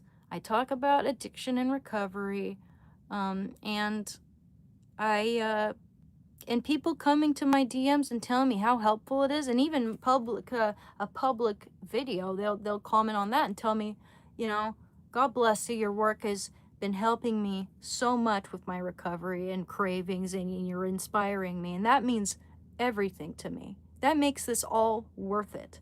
If I can help and potentially save someone who is struggling with addiction on the fence as to whether or not they're going to go relapse, and I've affected them to the extent that they're not going to go out and wreck their progress that they've made and you know, become a slave to heroin or alcohol again, then this is absolutely worth it, whether you want to call it a job or not. And I know some people want to think that, you know, you got to be miserable in order for it to be constitute a real job. And I think that's bullshit. I think you should be able to enjoy your work, especially as you get older. You know, when you're younger, that's different. Like, you know, I'd take any job, you know, and have, you know, be working at granted, I have anxiety, so I don't know if I'd be able to work at a McDonald's, but, you know, a little local cafe. I did really well there for 10 years, and I was known as the superstar employee. That's what my boss used to call me. And I worked, you know, I worked there solo. My regulars loved me. And I don't mean to toot my horn, but my boss used to tell me that I had a fan base there of people who would come and ask for me, and as soon as he'd say, "Oh, she's not in today," they just leave, you know? I don't know why I, you know, got onto that topic, but a job's a job. If you're making, you know, revenue because people want to buy your services, they want your help, they want, you know, they want for me to continue with this channel, people want for this channel to succeed, then I think it's a job. Oh yeah, here's what I was getting at before. When I lost when the cafe I worked at shut their doors, I had to basically I had to freeze my bank account because I wasn't making any consistent income, and I was worried about, you know, like a overdraft fee or whatever. So I had them freeze it. I thought they were just freezing it because I had this bank account since 2012. I had it since 2012. I had it since I was 21.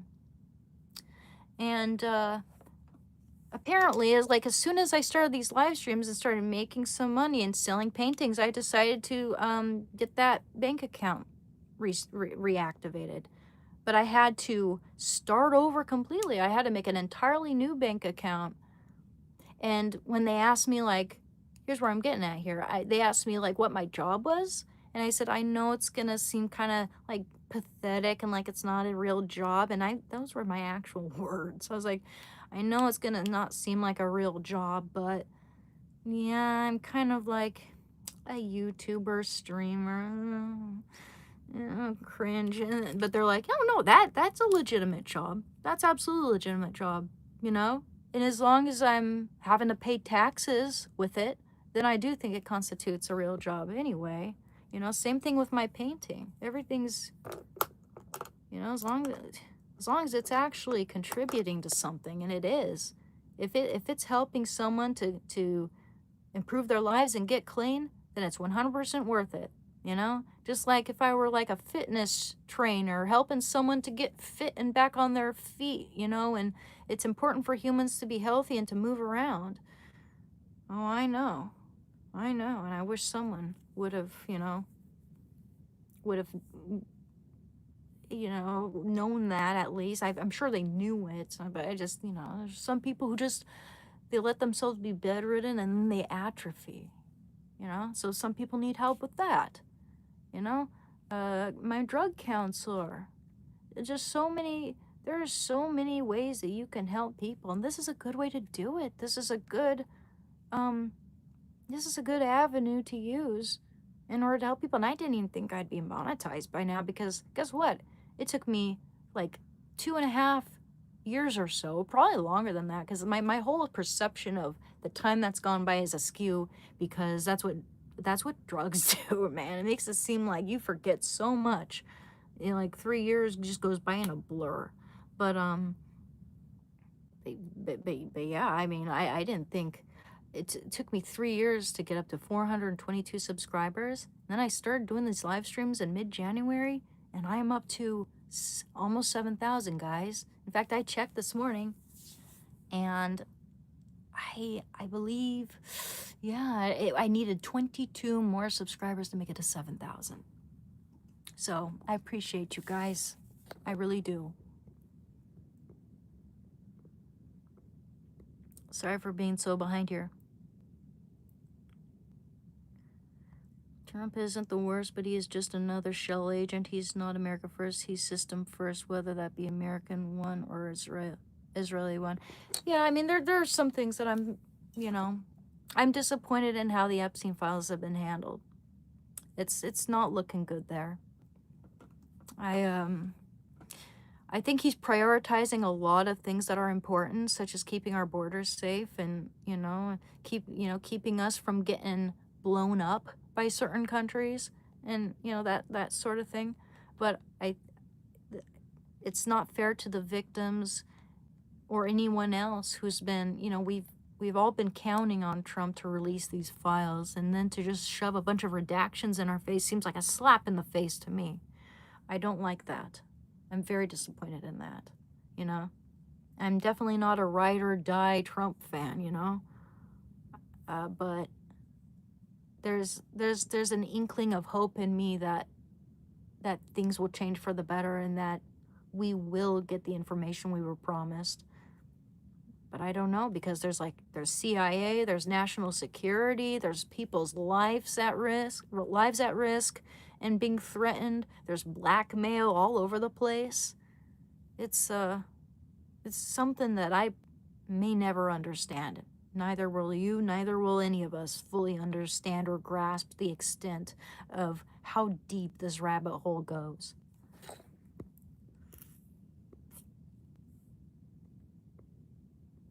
Oh yeah, we're keeping our borders safe. Have you seen what's been going on in England with the open borders and places like the UK and France, with women being gang raped here, like all over the place?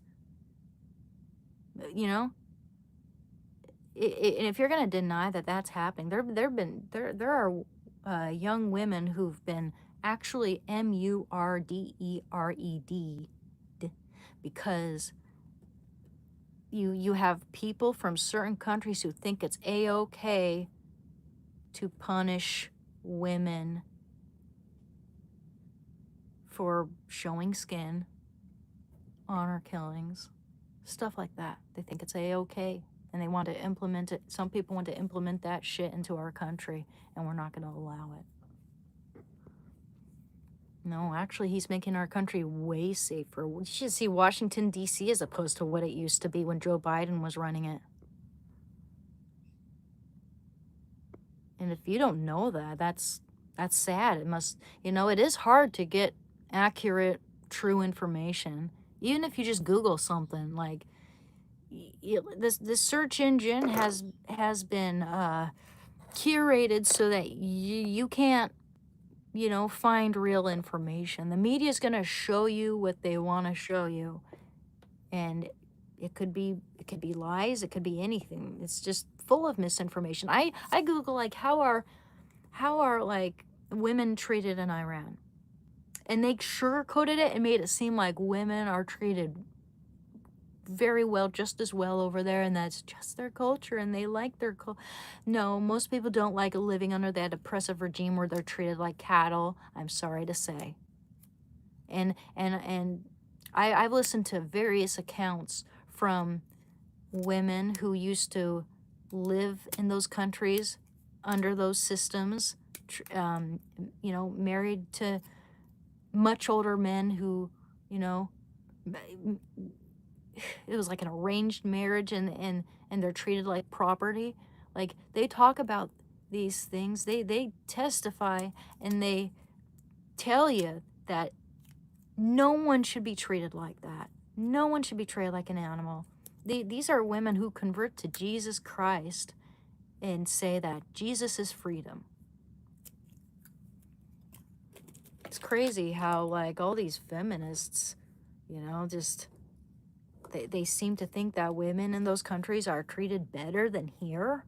Are you fucking serious? Unbelievable. Of course, I gotta be careful about what I say, but it's ludicrous. You're always gonna have haters out there. That's not gonna change, just like we will always have the poor. Exactly. There's always gonna be two sides of the same coin. There's always gonna be opposites, and good and bad, right and wrong, black and white. People should be measured on the content of their character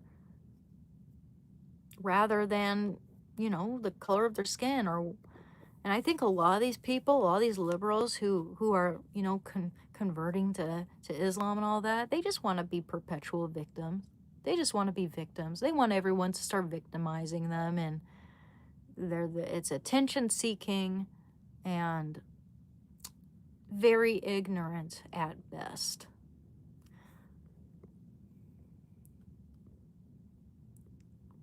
Hello, and howdy. Why so elegant today? Oh, thank you, Nex. I don't know. I figured I should, dress up more for these live streams, just because it just seems more proper. I'm here, to serve you guys, and to talk about serious matters, and so it deserves some effort in my appearance. It's a way to show respect for my audience. Like, I don't know, if you went to a Michael Jackson concert and you just saw Michael Jackson come in his whitey tighties and a shirt or whatever, wouldn't you be and he didn't do any moonwalk or anything, wouldn't you just feel a little bit shortchanged? Kidding. But yeah, I mean, it's I feel more respectable, presenting to you guys. It's not like I'm fully made up. I wear relatively light makeup. It's just, a little bit of a something to darken my brows, a little bit of eye mascara and eyeshadow, and a little bit of lipstick. That's it. Oh, and it's a tiny bit of blush too. That's it. That's it. I don't even wear foundation because it makes me break out for one thing. It blocks my pores, makes me break out. I prefer sunscreen. Hi there. Do I have big muscles? That's right.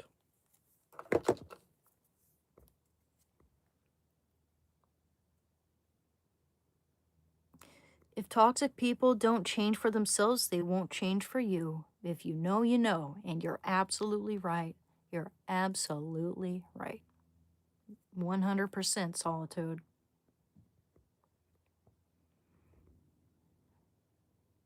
Looking good tonight. Thank you, Steve. Thank you, Joseph. Thank you, John. You guys are very kind. Thank you.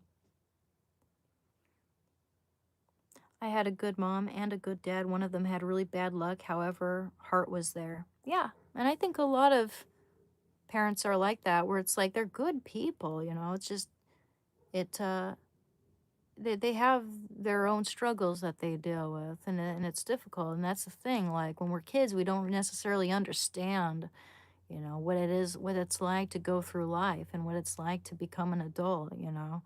And you know, it's just it's easy to misinterpret things as like they don't care about me when, you know, even if they're trying their best, you know. It's, we all have different situations, you know. It very much depends on the person and how they handle stress. But yeah, I mean, I think we millennials are dealing with a terrible loneliness epidemic. You know, a lot of us, it's like we're trying to become kids again rather than give the torch to our own kid, you know, pass it on. So, you know, it's like I would love to have kids, but I have got to meet the right man, you know. It's not like I can just go out there and meet any random person like we're in the Stone Age and just like, you know, people act like, you know, it's like the things people say, like that's something that I should do, like that you could do. You know, it's like, why don't you have kids now? Well, maybe because I wasn't in the right headset when I was a freaking heroin addict to pursue that. You know, I'm not the kind of person who has a kid when I'm a drug addict. And I know some people who do because they know that the government is going to give them benefits if they have a kid. And I think that's evil. I think that's evil. And I would much rather put myself in a healthier state of mind and be far away from that stuff, years away from that stuff, before I, you know, decide to start a family, let alone date, you know? Got to make sure you're healthy to, I mean, we all got flaws and issues and stuff, you know? But I certainly wouldn't want to have kids if I were still an addict. No way. Good thing I'm okay now. I sound like Gillian Anderson, 90s actress. I like her. Thank you. Yeah. Yeah, my parents were working class too. My dad was a locomotive engineer, and my mom was a stay-at-home mom. She homeschooled us, and um, you know, but then she had issues, you know.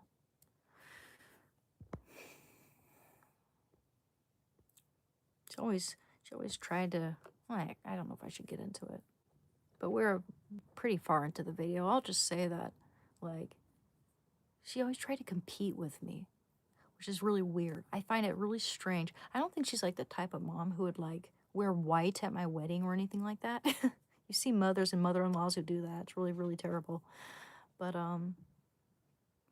she'll definitely make a lot of drama and ruin your wedding if all the all you know, all the accolades aren't being attributed to her, you know. It's just kind of a narcissist. She's histrionic or something. It's just really, really bad. But yeah. On some silver lining type stuff. That's right. You look really good tonight, like a Greek goddess. Thank you, Donnell.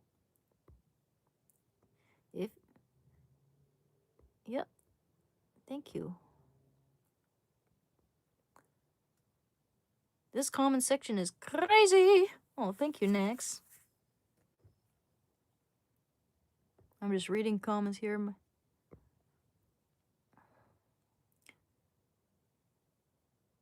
What would you do if when you... Okay, so... Okay. I'm sorry.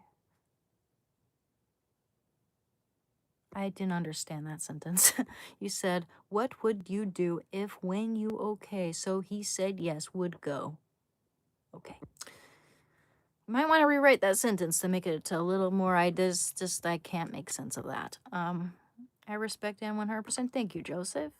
I just bought East of Eden for my Kindle. Thank you for the recommendation. Excellent. That's my favorite book of all time, and it's been my favorite book since like 2014. It is epic. It is... You're not gonna be bored. And of course, with most books, it goes into like the descriptors and all that, and it might take a little bit before just becoming fully immersed. It takes reading the descriptions of everything, like the Salinas Valley and how the family moved from Ireland to the Salinas Valley and all this other stuff. Just setting up the entire layout for the story. I like that part, all the, beautiful descriptions and everything, painting a picture of what I'm about to read, the whole setting. But some people get bored. Like, some people, like, there's like, okay, yeah, I'm just going along slowly. Get to the meat. Get to the meat and potatoes of the story already. But yeah, it is a good book, and you're gonna love it.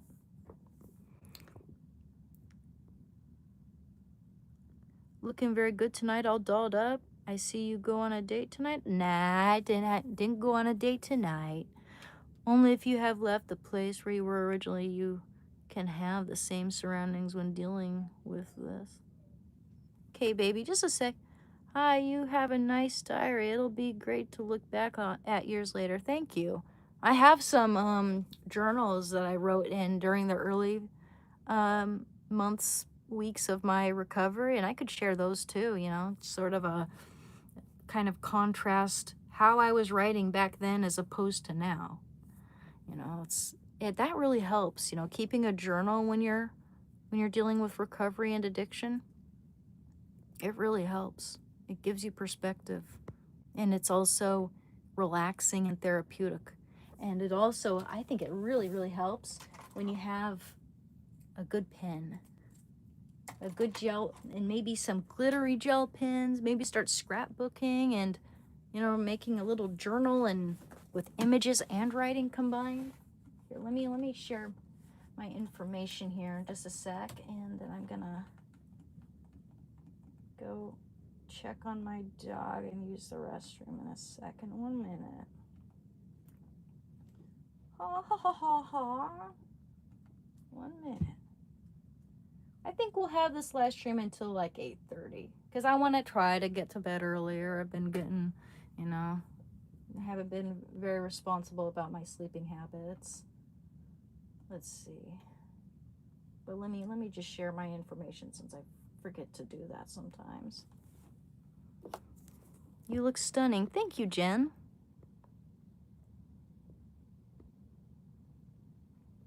Good conversation. Thank you, Joseph. Ooh, I love Robert Frost. Yeah. What's my favorite book? East of Eden, Michael. East of Eden, and I like Dr. Dogbody's Leg. That's a good book. Very good book. Do I have it right here? I think it's over there, maybe. No, it's over here. This, one of my favorite books of all time. It's about a Navy seaman. A Navy, he's also a surgeon. During the late 1700s, who's constantly losing his wooden leg in various ways. And he goes through so many hilarious adventures to lose this leg and get it back. And I don't know, it's such a good book. It was actually Keith Richards' favorite book. And that's how I discovered it. I read Keith Richards' autobiography, read that he's a voracious reader, And I was obsessed with Keith Richards and thought, hey, I wonder what his favorite books are. So I looked it up, and this is a gem, an absolute gem. Dr. Dogbody's Leg by James Norman Hall. Highly recommend. And I also like King Lear by Shakespeare. That's another favorite book for sure. Let me share this info. Oopsie. Go away. My bad. Okay, let's see. Something on my keyboard. Okay, and then here's my info. And it's gonna be Shando. Oops. Yep. The Dog. And then my Instagram, where you can find a lot of my artwork. I need to check my Instagram and see if I got any requests in my Discord too. I keep forgetting. Anna, Anna with 2 N's, Katrina.art. And then my Discord is Emerald, like the gemstone. Oh, did I get typo? No. Underscore wing, like a fairy wing, underscore 13473. So Emerald underscore wing underscore 13473. I'll just share that and I'll pin it. Oops. Did I get it pinned? Did I get a pin? Okay, good.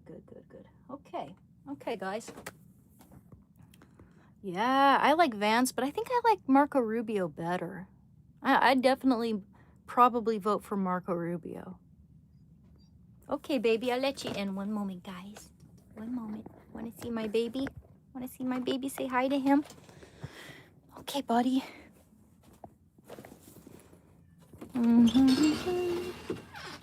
Hi, son. Come here and be with the bubbers. Why you touch your baby? Okay. I'm gonna go see if he needs something. Okay, guys, I'll be right back. I gotta use the restroom too. So.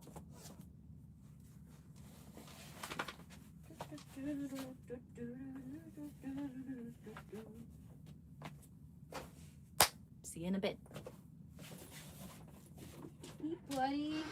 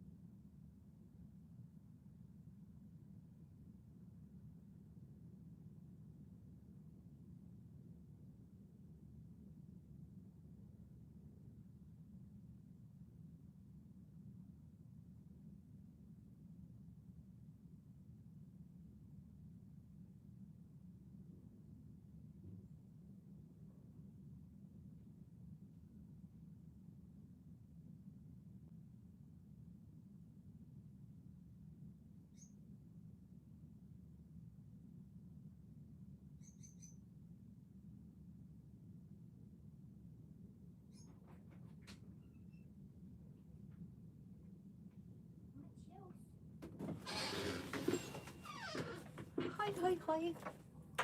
What's up? Sit down. 1 minute. Okay. Oh, thanks, Jen. Yes, everyone, please be nice in the comments. I appreciate that very much. I appreciate that.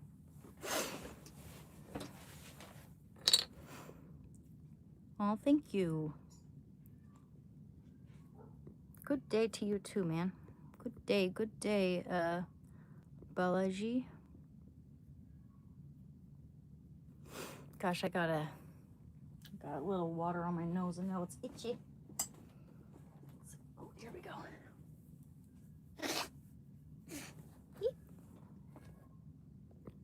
You beat this thing, Anne. Thank you. Is religion an addiction? No. No, not at all. A lot of people won't understand you because they haven't broken out of the matrix mentally. Yeah. Religion can be an addiction if it's the only way you can cope with reality and if also you use it to deny your own unhealed pain. Well, sure. I mean, if it's an obsession to the point where, like, it becomes harmful, yeah, maybe. I feel like there's got to be some other, criteria for that, Addiction just seems kind of like, I don't know, I'm talking about sensory, like, stuff that just puts you out and destroys your health. People go crazy. People can be, that's like saying people can be addicted to being crazy, Thank you very much, Lewis. Gonna call it a night, but it was great seeing you, Anne. You as well. I appreciate you. Thank you very much. Thanks, guys.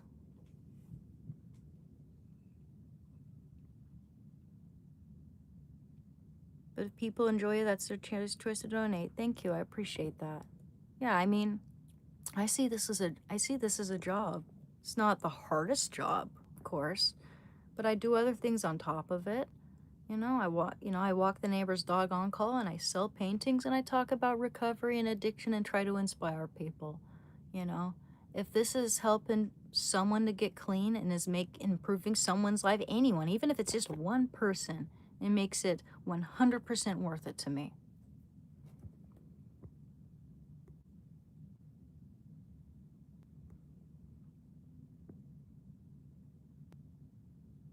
Yeah, exactly. Deed, what's wrong with keeping our borders safe? What is wrong with that? It's basic common sense, precisely.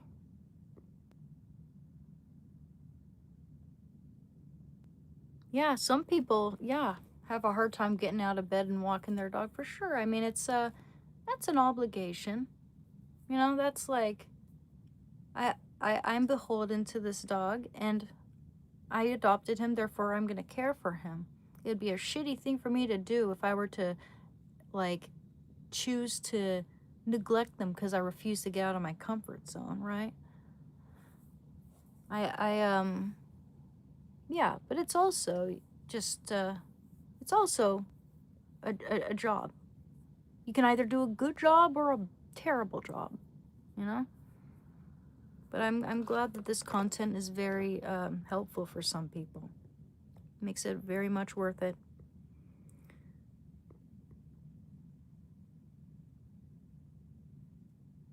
Well, I'm not vegan. Are you okay with that? You okay with the fact that I love meat? And sometimes I'll share my cooking adventures with you guys, and with a little finger, a little sticking it up to the vegan teacher.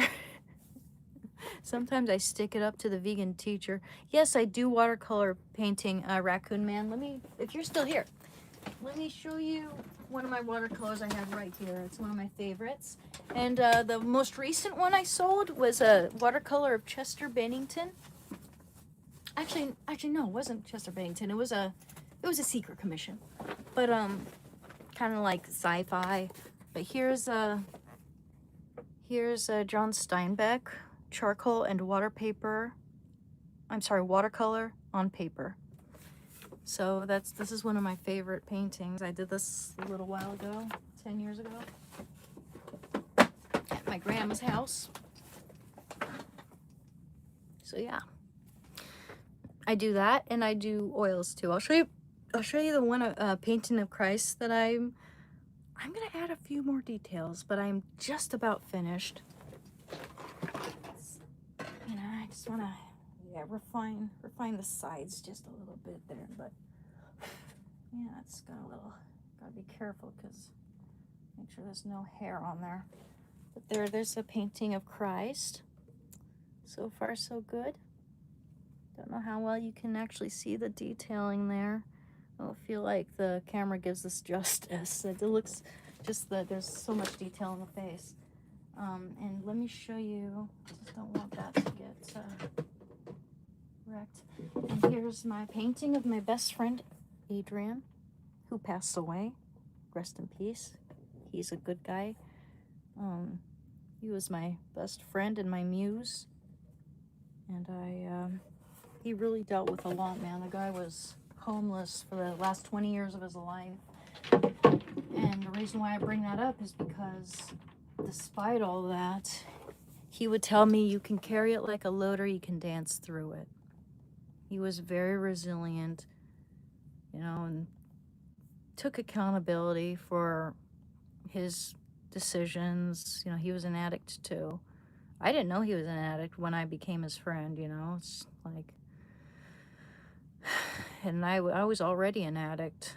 So then kind of, you know, but he always inspired me to pursue my art. He had a good artistic sensibility, and you know, he did a lot of good things.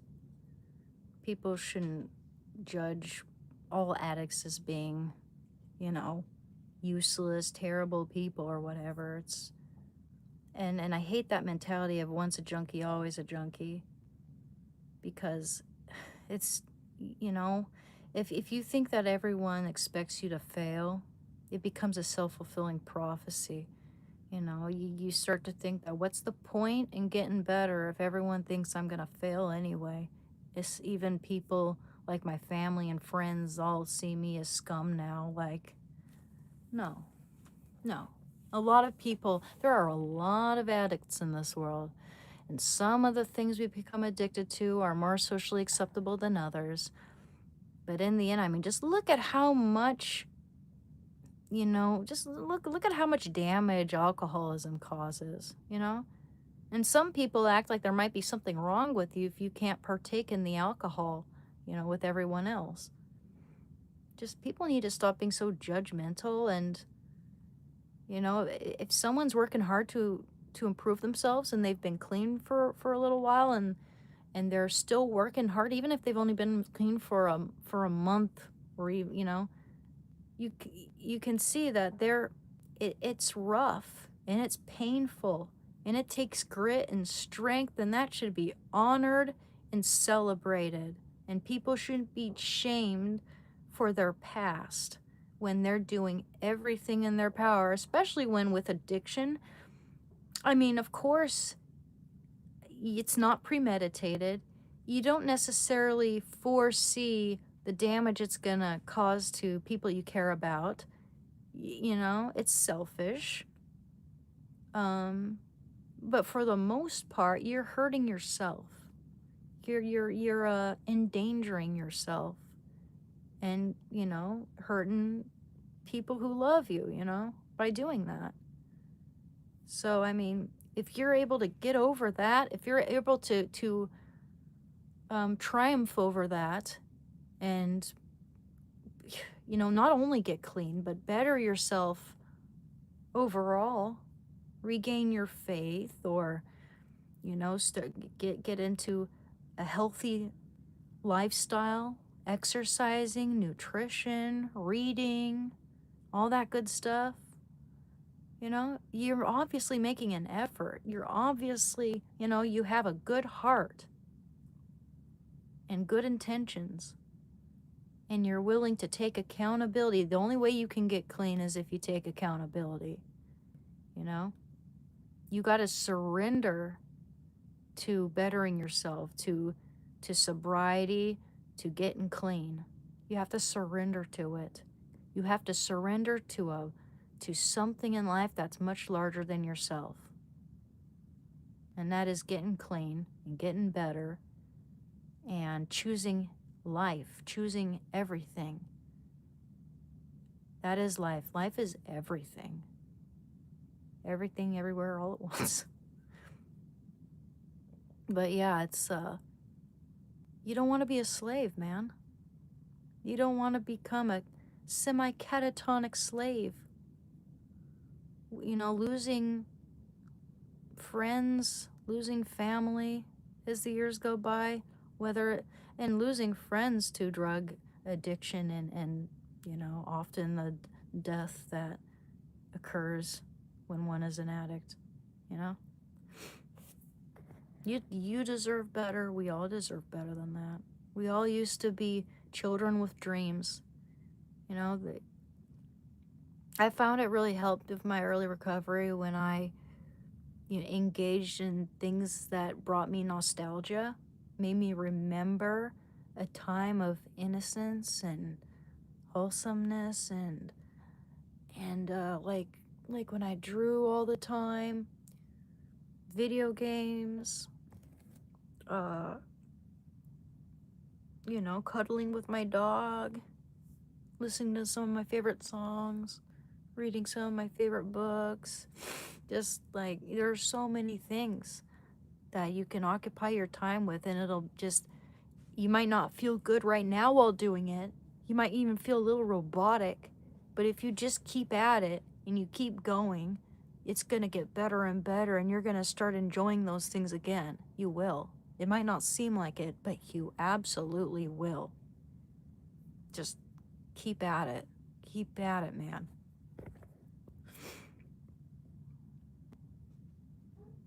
Do I listen to metal? I like metal, but I don't listen to it on the regular. I tend to listen to I like rock and roll, and I like country rock, and I like Hank Williams Jr. and I like classical, and I like blues. I like ragtime. I like stuff like Creedence and the Hollies and Bob Dylan and the Stones and the Beatles. I like George Harrison and John Lennon, and um, I like a lot of good music. I like a lot of music. And I like hip hop too. I like Jurassic 5, and I like A Tribe Called Quest and Deltron, and yeah, some good stuff. MF Grimm, MF Doom.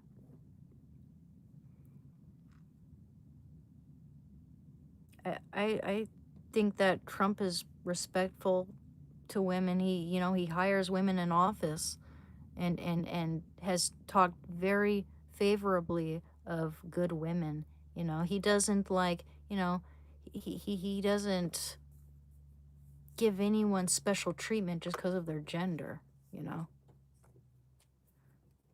It's like people who want to manipulate what he says and make it seem like he's anti-women when he's constantly hiring women in business.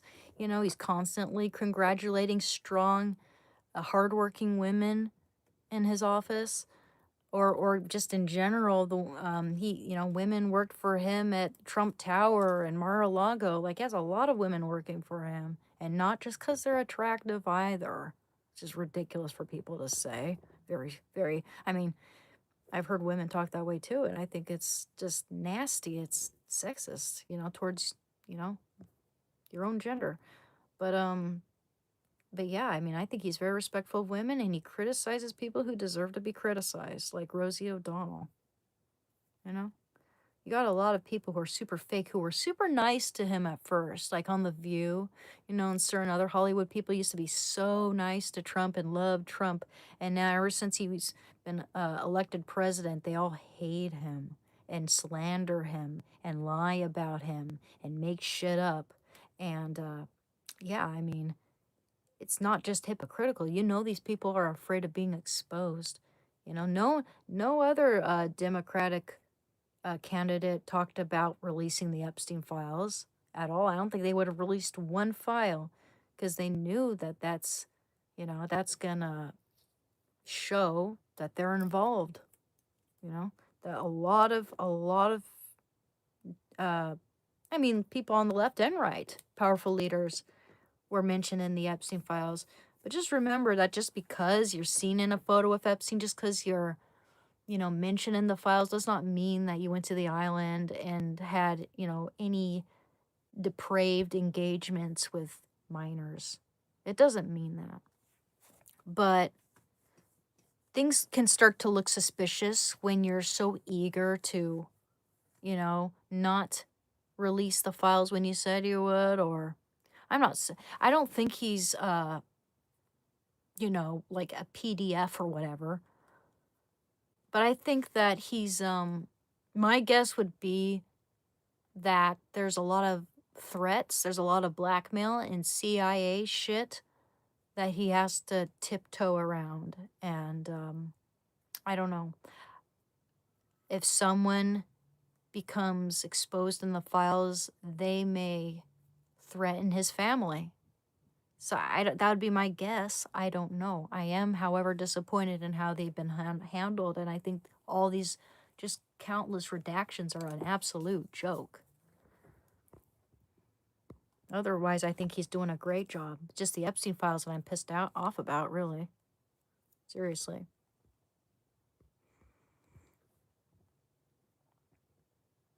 America is a Christian country. Islam does not align with our values. That's right. And that's the thing. Like, I have nothing against having you know, uh Arab or Islamic people living here whatsoever. However, I have nothing against having Muslim people live here. No, not at all. What I am against is people trying to turn our country into their country, and people who hate America and talk about death to America. That's what I hate.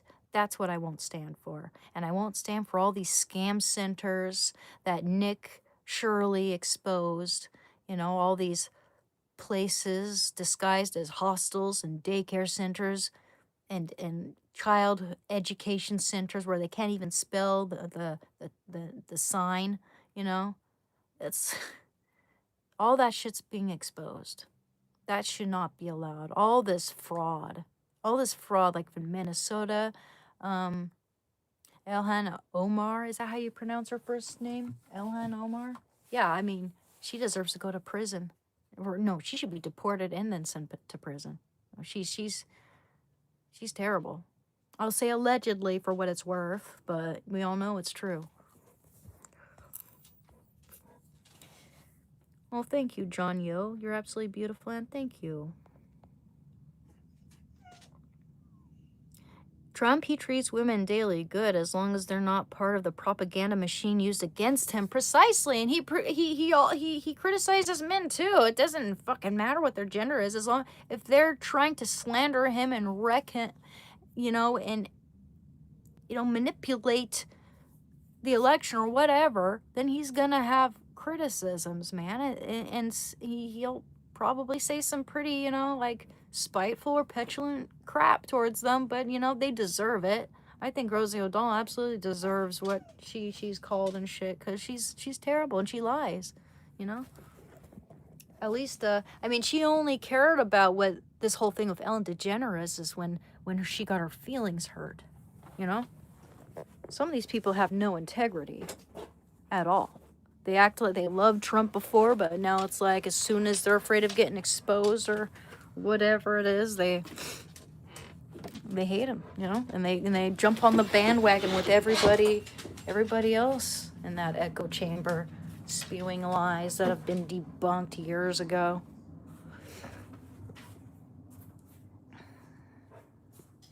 Bro, what is this? Bro, what are you? How about them apples? What are you, bud? Muscle mommy, that's right. Thank you. Earrings nice, thank you. As a girl, I have a question. Don't you think bromance is cringe? Even though both guys are straight, like they flirt with each other. I like it when men get along with each other. I don't find it cringe. It depends. That depends, really. I mean, on what the dynamic is. Anyone can kind of have a cringy dynamic with each other, but I don't know. I like it. I like it when the boys get along. I like it when they go, you know, do things that guys like to do together, you know? I would like to join them because you know what I would love to do someday? I would love to move to Texas and go wild boar hunting. And I know that's like, that doesn't seem like something that, like, you know, a lot of girls would be into, but I would enjoy the hell out of that. I love that. I like to do a lot of things that guys stereotypically like to do, you know, and I don't think there's anything wrong with guys liking things that are, you know, typically, you know, things that women like to do, you know. It's just like there shouldn't be this like hard line drawn in the sand telling us what we should do and what we shouldn't do. We should just do whatever we want, whatever makes us happy, you know, as long as we're not hurting anyone else. You know, I don't like it when people like gatekeep video games and act like it shouldn't be for women when I've been playing video games since I was a kid, and a lot of girls I know love video games, and it's like as soon as we become adults we're not allowed to partake or whatever. No one told us we weren't allowed to, but yeah, like some people act like, you know, we shouldn't, you know, be included in the gaming community when it's like, I'm just gonna enjoy games because I enjoy them, you know? It has nothing to do, like, I could be a guy, I could be a girl, it doesn't fucking matter, you know? Yeah, some people should just do whatever makes them happy, you know? As long as they're not making everyone else's lives miserable or trying to change the entire, like, system to curate their needs and wreck it for everybody else, right? People should, you know, with something like that, people should just, yeah, just enjoy it for what it is and chill.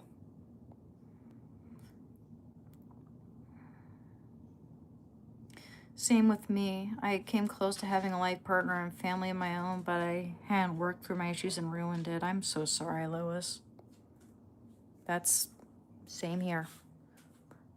Their parents were not good. They had their own issues growing up and didn't improve on it much. Yeah. Yeah.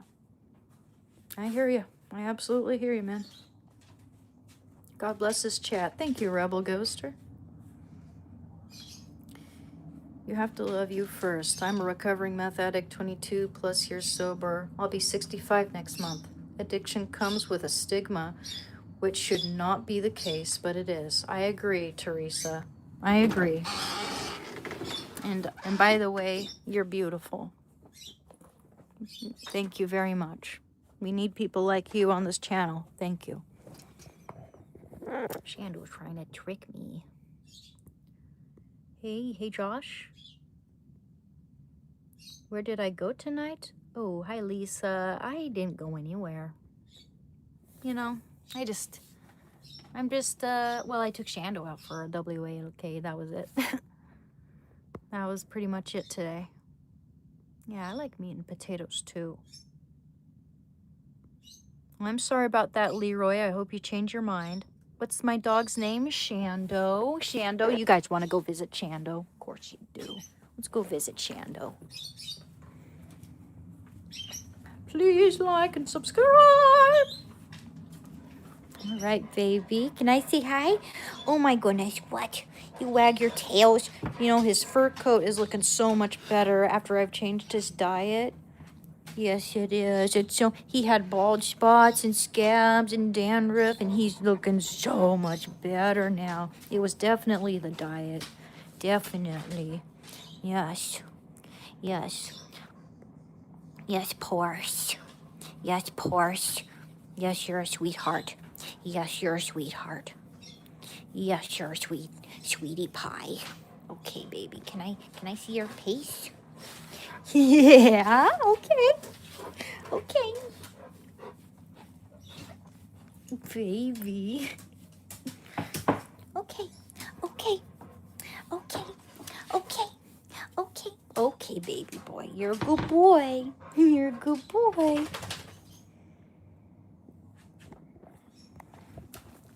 Oh, wait.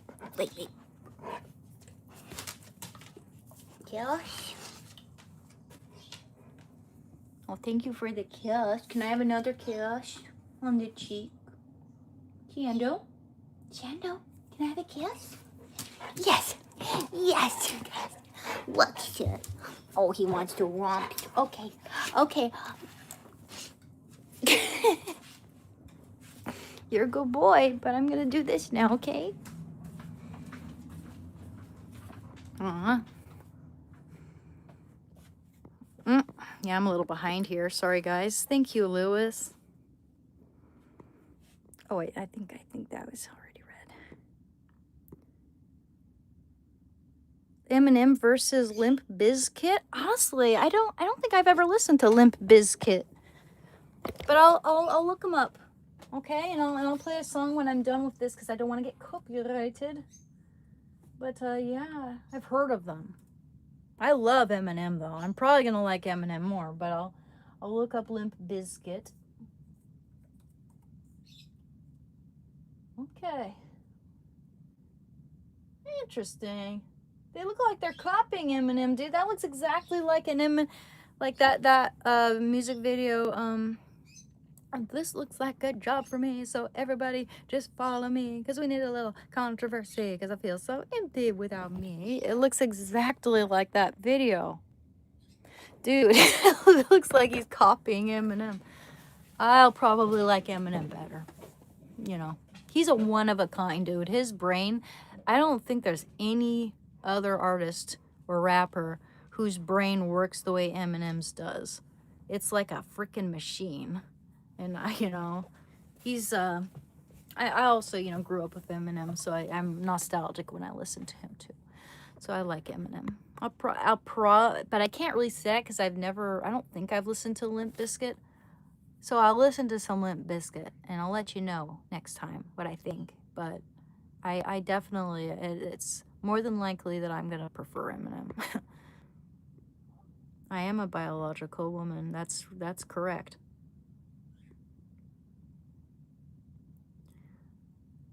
I mean, usually if I'm not going anywhere, I don't doll myself up or anything, but I'm here with you guys, I'm just, it feels better. It feels like, it makes me feel like I'm awake and ready, to take on the day, so to speak, Some of us start a little later than others, I didn't get good sleep, so I didn't. Yesterday, Shando and I walked to the store and I carried like, I don't know, 50 pounds of groceries home on my back and on my other arm, and Shando on the other, taking by the leash. And yeah, I mean, I did. This morning I got up at like 6 a.m. and did the dishes and stuff. And it's just been kind of, and then I went back to bed and I slept until like, it's the weekend. I'll do what I want on the weekend.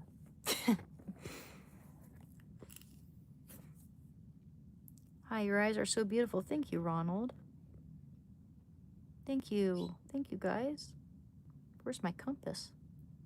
A lot of us are lacking direction. But my direction's a lot clearer than it was. I know my limits. I know what I want to pursue. Yeah. You have a helicopter for boar hunting? That's awesome.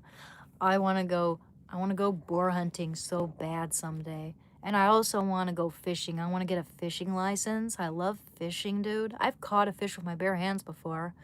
My ex caught one, and then I caught one. It took me like 2.5 hours or so for me to actually catch one. So it must have been an injured, tired fish.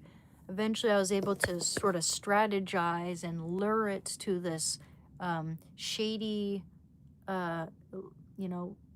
little dead end, and then catch it from behind. It was like a fucking muscle, just so hard to catch, man. I've so many attempts, like there must have been like 1,000 unsuccessful attempts, and then that one fish just, I finally got it. It was so fun. We cooked it over the campfire.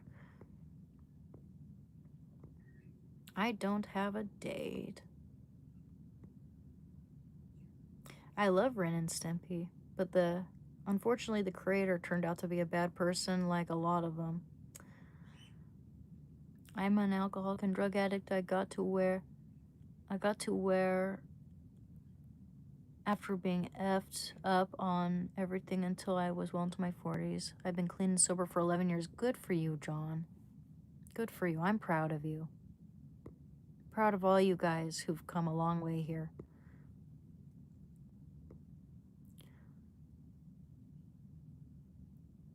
You have an idea for a game, but you're not sure how to pitch it to developers? Man, God, what would be a good pitch? I guess that, you know, comes in with the package if you're good with business, but man, I don't know what I would say, but that's awesome, man. That sounds really fun to develop games, to create games, video games. Sure, a lot goes into that. I'm sure you got a whole team.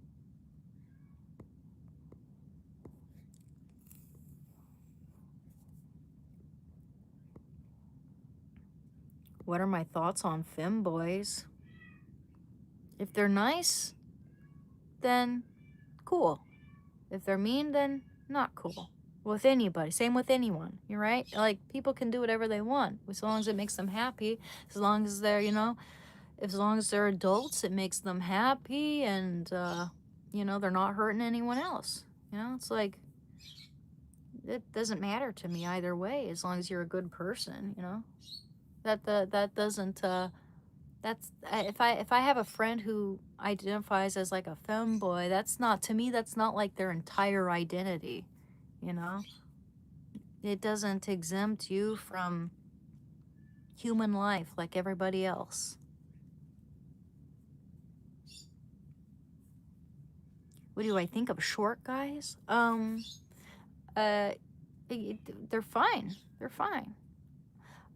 I mean, if I were going out with a guy, I wouldn't want to be like towering over them. I'm 5'7", I wouldn't want to be towering over them. But some guys have such, bright and radiant charisma, like Prince, for instance, that they are like larger than life, and it overrides, it supersedes that that insecurity that a lot of people have about being short.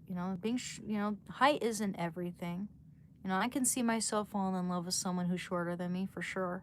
It depends on the dynamic, the chemistry, whether I'm attracted to their personality. I tend to like funny and intelligent men. You have a great jawline. Thank you. Thank you very much, Nona. I appreciate that. That's very kind of you. Thank you. I get some mean people making fun of my jaw and saying I got a big chin and saying I got a butt chin, and I don't. I know I don't. It's just, it's very nice when someone says something nice about it. I appreciate that. Thank you. It's okay if you're short if you're Prince. Yeah. I don't know. I don't think so. Wasn't Robin Williams kind of short? And I think, I think personality is bigger, matters a lot more to me and to many women than height. Maybe initially, like, with guys, it's like initially when they want to date a girl, it's all about the looks, right? Usually. With women, it's a little more broad, like men have to be competent, loyal, funny, smart, protective, whatever, a stand-up guy, whatever,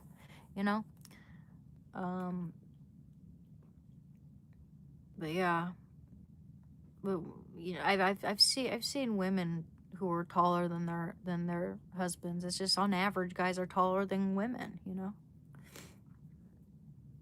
It's fine as long as you have chemistry and you love each other, Some of us start out as friends and we just like gradually fall in love, and become attached. Everyone's got different dynamic. It's really, that's to think that the only factor to being successful in dating is your height is, kind of narrow and shallow, and it's there's always someone out there for somebody, right? Just like, what makes it so that I don't meet people as much as I could is the fact that I'm introverted and I don't go out and like as much as I should. I should maybe join a group or, find an outlet, maybe a painting group or whatever, doing the things I love to do. And then I'll meet someone who loves me for who I am and doesn't try to control me and tell me when I'm allowed to paint or whatever, that sort of thing. Like someone who's not always demanding 24/7 attention and is very insecure because of that, you know? It's good to be aware of red flags and know whether or not you have chemistry with someone, know whether or not you're going to get along in the long run. No, don't kid yourself. Don't fool yourself. Don't start blaming yourself for everything.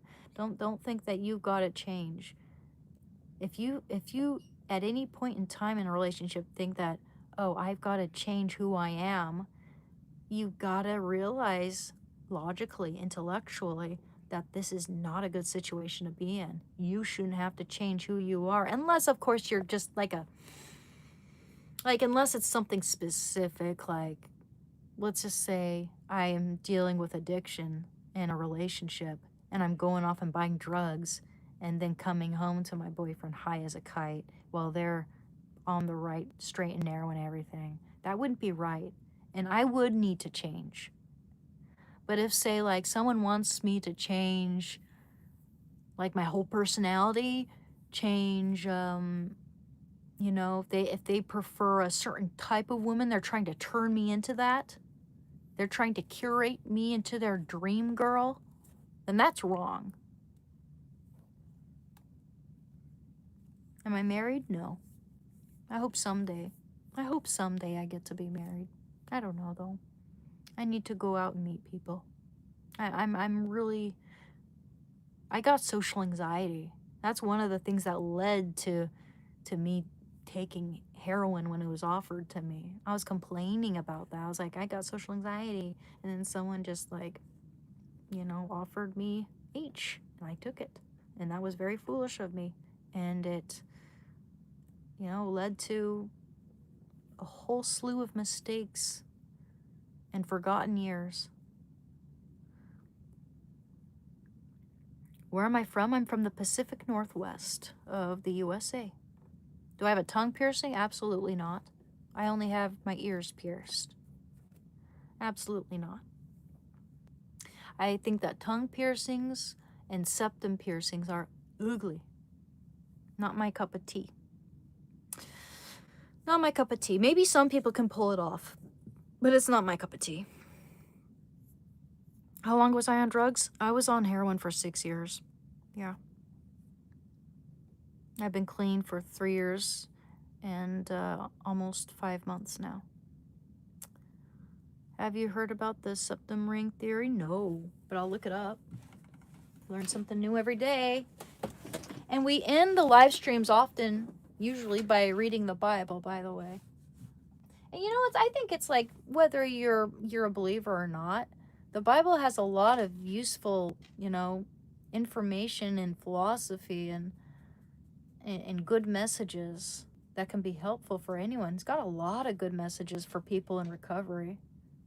So I don't read the Bible to preach. I read it to try to inspire and to also help me out too.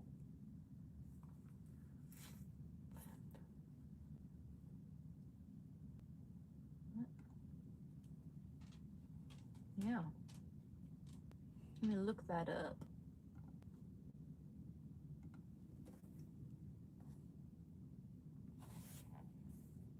Dude, I'm not AI, dude. Like, why would you say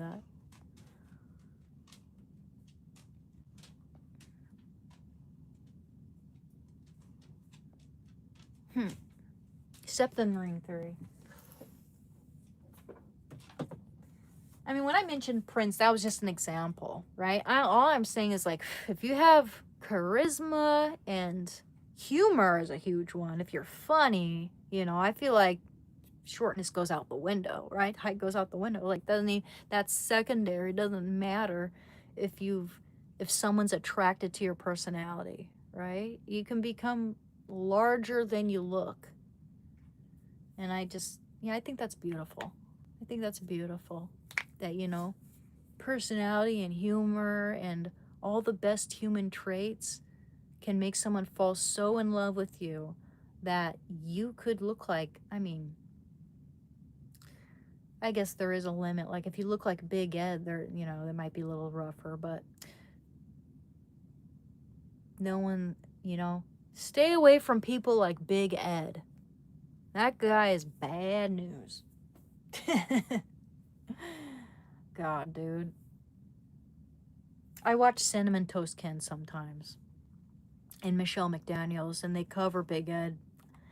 And that guy is a piece of work. He's just so insecure, and he like goes out with like foreign women who are like 19 years old, and he's in his 50s, right? Like kids, pretty much.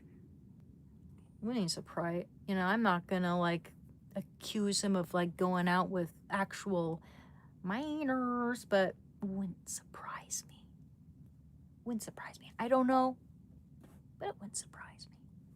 That guy's a real piece of work, and he's always gaslights. Why did I get into Big Ed? Oh yeah, that's an example of a short guy who's probably never gonna have a genuine girlfriend, unless they're like a doormat, because every girl he's with, he manipulates and gaslights and cheats on while expecting them to be perfect for him. He's just a real weirdo. Maybe we'll cover Big Ed. Maybe I'll start making commentary videos and we can look at what Big Ed's doing. Dear Lord. Okay. Tangent. We'll do this until 9 o'clock. Okay, guys? Sounds like a good time to end the live stream. The septum ring theory is an internet stereotype suggesting that individuals, particularly women, with septum piercings tend to hold radical left-leaning or anti-male views and center trauma in their identity. I agree. I have to agree with that. It's very common. And I'm talking as someone who lives near, like, Portland. It's very common here. Originating in 2017, the theory is widely criticized as a superficial appearance-based judgment used to dismiss individuals online. I mean, that's the thing. There's always an exception. Not everybody's going to be like that just because they have they're into a specific aesthetic, right? But, I mean, even if I liked the way it looked, and I never liked the way it looked. You look like isn't the purpose, don't cows wear those rings on their noses so they can be tugged around, right? Like the beast of burden. It just looks classless to me. I don't like it. I never liked it. Whether and even before I ever associated it with a particular group of people, I never liked it. It's never been my cup of tea. But yeah, you see it where a lot of people in this echo chamber start dressing the same. Like even like Blair White says, can we bring back making dyed hair cool again? And it's like she said that she would love to dye her hair, but she won't, because people start associating her with the woke left, because everyone's getting purple hair now, right? It starts to look kind of culty. Like you gotta fit a certain look and stereotype in order to, be part of this echo chamber. You look like you came from the 80s. Well, I'll take that as a compliment. Thank you. What do I enjoy doing? I enjoy playing video games. I enjoy painting. I enjoy my dog, being with my dog. I enjoy camping and backpacking and going on adventures outdoors. I enjoy watching good movies and reading good books. And I enjoy cooking very much. And I enjoy learning new things. You know, I enjoy pampering myself, you know, being nice to myself, having a candlelit bath, and you know, and making a nice cup of tea, and goofing off. I like watching stand up. I like doing a lot of things, man. I like music. Damn girl, please can you show your back and pose like a bodybuilder? You want me to do that? Oh, okay. I'll do that. Okay. Let me turn around. Let me see. It's probably not going to be that impressive, but let's see. Oh yes.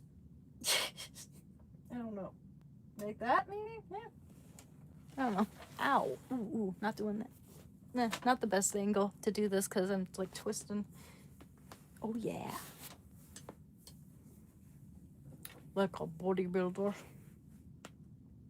Ooh. I like kind of twisted my tendon there a little bit.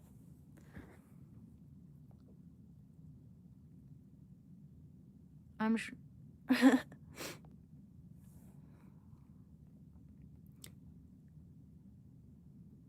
Yep. All those old guys who go to Southeast Asia should have their devices checked. I agree, Dawn. Precisely.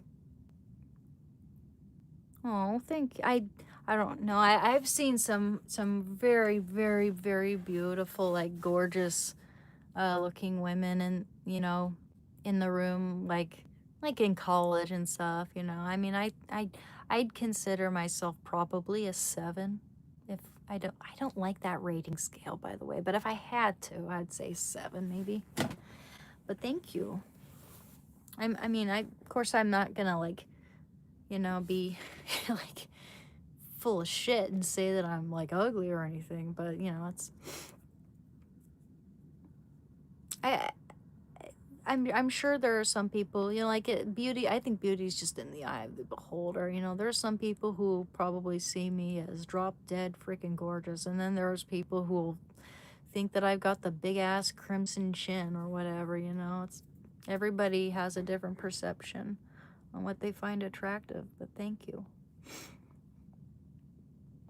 Yeah, just about everybody back then, like in the biblical era, were a lot shorter than we are now. People just got taller and taller, what with nutrition and all that. Um, I would say maybe I'd blame milk and like dairy and meat for making us taller over the years. Just access to nutrition, you know. There's been a lot of, you know, food shortage over the course of human history.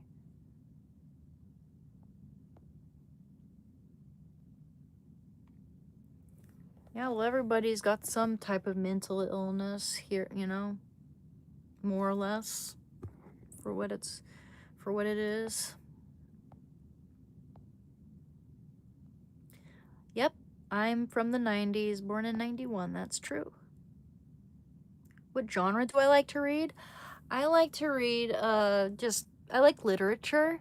I like John Steinbeck, and like I said, this is another one of my favorite books, Dr. Dogbody's Leg. I like literature, and I also like autobiographies. I like Shakespeare. I like a lot of good stuff. I like books on the that convey the human condition very well, and you know, have a lot of philosophy and good character development and plot. And I like suspense. I like mystery books, mystery novels.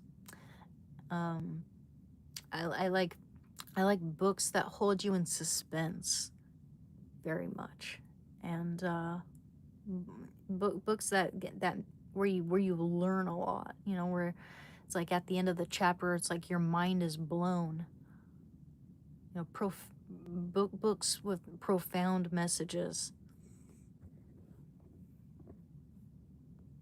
Hey, you take care, Thomas. Check out my songs if you have time later. Oh.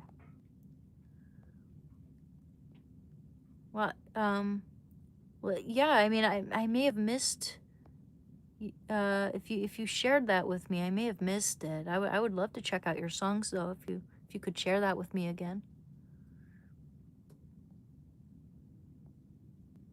Thank you.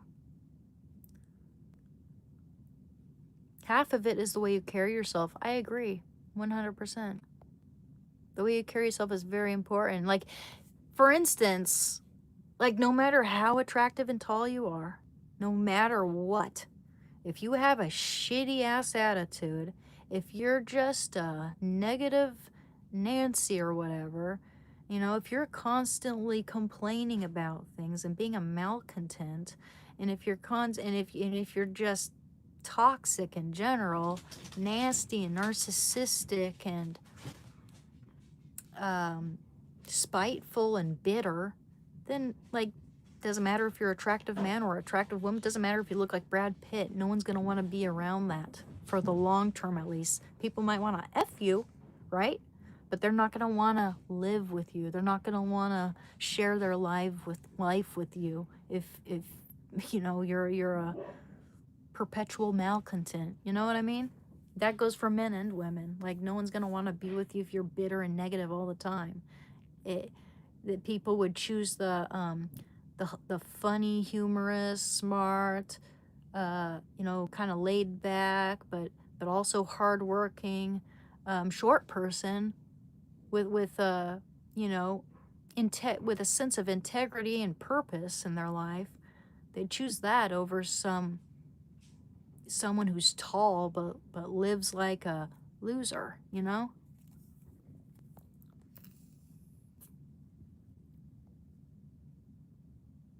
You seem like a cool person to kick with. Thank you, Daniel. That means a lot to me. I appreciate that, man. That's very kind of you to say. Thank you. Yep. I am an artist. Yes, Thomas. I did show some of my art a moment ago. I'm not sure if you saw it, but I'll show you guys one. A painting of my best friend back in the day. He passed away, but this is one of my favorite paintings. It's oil on panel.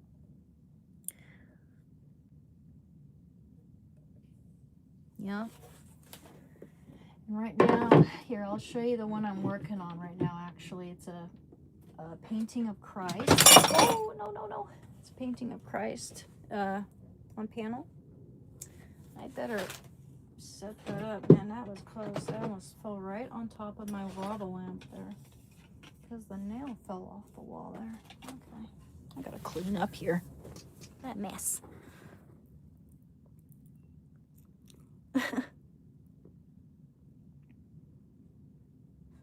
Yep, I'm 35. I love Ed, and Eddie too. That was one of my favorite shows when I was a kid. My sisters and I used to crack up at the intro. Dun, dun, dun, dun, dun, dun, dun, dun, dun, dun, dun.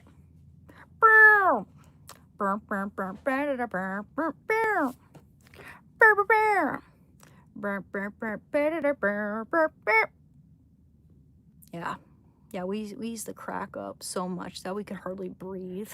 We thought that was so hilarious when we were little. You know? For real. Hi Ganchi, how are you doing? Oh, I'm headed for the top.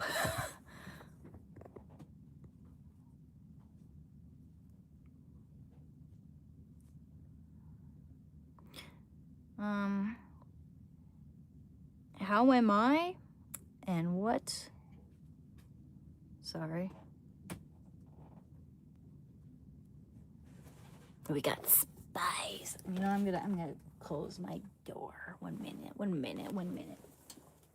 I just need to tell you something. I don't know. I just gives me kind of a weird feeling when people are walking around right next to my door when I'm doing this. I don't know. It just feels weird. What did I eat today? I had this morning I had some cream of wheat, and I had a beautiful bowl because I just went to the store and got all my lovely toppings. I got some frozen strawberries and blueberries, which I thawed out, and some chopped up greenish banana.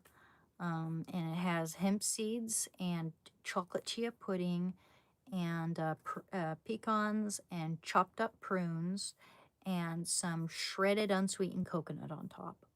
And the cream of wheat itself was sweetened with stevia, cooked in 2/3 part whole milk, 1/3 part water. And it's so good. Oh yeah, I put tiny bit of vanilla extract in there too as it's cooking. And for lunch, I had some yogurt with some thawed out strawberries and chia pudding on top, like a parfait, and some banana on top of that. It was like a parfait, kind of similar, but without the cream of wheat. And I had some tamarind, and I had a little piece of ham. And then for dinner, I had some pasta, some leftover pasta. Pasta with beef and red sauce and Parmesan, of course. And I had some broccoli, had some roasted broccoli. Am I the youngest? No, I'm the third from the oldest. I'm the eldest daughter. I had 8 siblings. Thank you, Tish Lee. That is a beautiful painting. Thank you. What's my favorite jewelry? I don't know. I don't have that much jewelry. I can show you some of my jewelry though. Here, I'd be happy to. Let me see. I got some cool necklaces here. Ooh, and I got some cool necklaces up there. I can show you. There's like very little room around here. Oh. Okay, got that. Got these. I got these. And I got these. I just gotta kind of grab all of it at once. What's this? Oh, that's pretty. Okay. Is that all? I might have something else somewhere. Okay, here's something. Okay. Here. I got all that, and I've got, okay, I got that chain, and I know I've got here it is, my St. Maximilian Kolbe pendant. By the way, I chose him as my patron saint when I received the sacrament of confirmation, and I had so many favorite saints. St. Maximilian Kolbe had only been my favorite saint for a year, and I chose him because I felt like I had a connection with him. I didn't know, however, when I was 17, what he was the patron saint of. All right. And so years after I had been in my addiction, I discovered that he's the patron saint of eating disorders, which I've dealt with since I was a child, drug addicts, I kid you not, families, and also, I don't know how relative this is to me, but like journalists and amateur radio operators. I just found that really interesting. That's crazy coincidence right there. Okay. Excuse me. So this is my St. Maximilian Kolbe pendant. He was a Catholic priest who was sent to Auschwitz during World War II, and he saved the life of a family by taking their place when they were condemned to the starvation bunker. When they sent him to the bunker, he was down there, no food, no water, and he just would not croak. So they injected him with, I forget what it was called, like what the poison was called, but they gave him a lethal injection, and he finally passed away. But yeah, by the way, the family he saved, they lived to tell the tale. That's St. Maximilian Kolbe. Okay, and I have This was given to me. It's a arrowhead. Have a little arrowhead right there.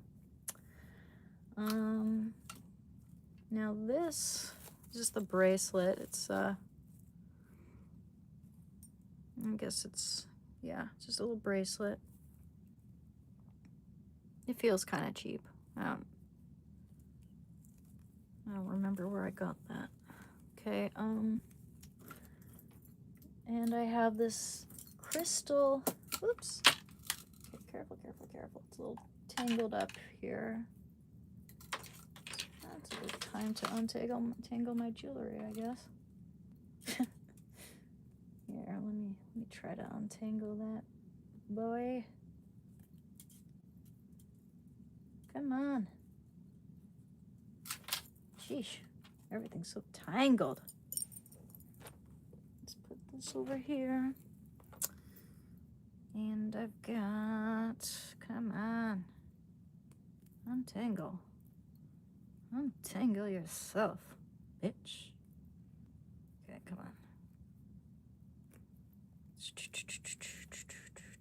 Shouldn't be that hard, come on.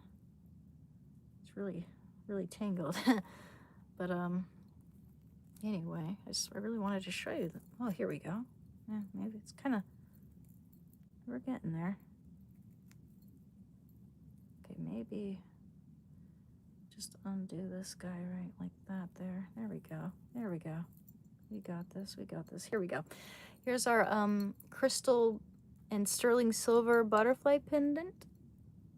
It's got an amethyst color. It's very pretty. And I've got some Sailor Moon inspired jewelry. Oh, I love this moon necklace very much. It's one of my favorites, actually. Just really like that one. It's a moon and it's got some colorful jewels on it. Got that one. And I've got this Sailor Moon inspired heart. It almost looks like the Sacred Heart. Like the Sacred Heart of Mary or Jesus. Got a little necklace organizer somewhere, but I gotta like stick it to my wall, and I'm worried that's like one of those use once type of deals. I have to buy more sticky things for it. Kind of saving it for when I get my own place. But here's a nice chain used for whatever, I guess. It's a very nice chain. And I've got this Sailor Moon inspired necklace, two of them actually. One of them is a red heart, big red heart, and the other one's a key. So I love this one here. Whoops. Here's a pretty Sailor Moon heart. Looks like it would be a locket, but it's not. It's very pretty though. Love that. And I have this, this one I love. Key. And this one I've had forever. I've got this yin and yang, like bone necklace. Feels like bone to me. And I've got a Nautilus, mollusk, Nautilus. It's a Nautilus. It's a crystallized, mineralized Nautilus. Love that. That would actually look good with this shirt, I think. Yeah. I really like that. It's been a long time since I've worn it. And I've got this one that was gifted to me a long time ago. I've never worn it. It just wasn't really my cup of tea, I don't think. It's just, I don't know, it wasn't that comfortable. And this was a gift given to me by my brother, actually, my little brother. It's a amethyst, which is my birthstone. And let's see what else. Oh, and this guy here. I like that, actually. I really like that. So that's it pretty much for the necklaces. I think I might have a few more somewhere. And I've got some earrings. Oh yeah, I put some jewelry into this little box here. And this was some earrings that my friend recently gave me. They look like bluebells. It's my favorite flower. I like these earrings a lot. These are my favorite earrings. I wonder where my skull earrings went. Those ones I had for a long time. I'm trying to find the other one of these. It's a sterling silver heart. You know, trying to find those. It'd be nice if I could find them. I know I'll find them somewhere in here. Got to clean up. I've got a little sterling silver heart bracelet. Yeah. And in here I also just have my little prism. So I got that. Okay. Let me just put these away here so they don't get tangled up. Just put it into my little jewelry box actually. I'm just worried it'll get tangled up. Just find a place to organize these. So it's got some cool stuff.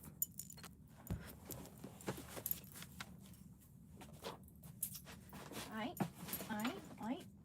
Next to my dolls. And then we'll just hang these over where I had them. Okay. There we go. This one can go here. This one can go. Hey, come on. Mother duck. Come on. There we go. There we go. Make sure there's enough space right there.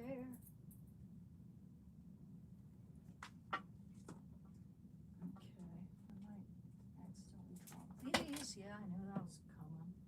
All right. I gotta hang these up here now. Yeah. Let's see if I can find the other one I dropped. Come on. Oh, come on, buddy. Drop it.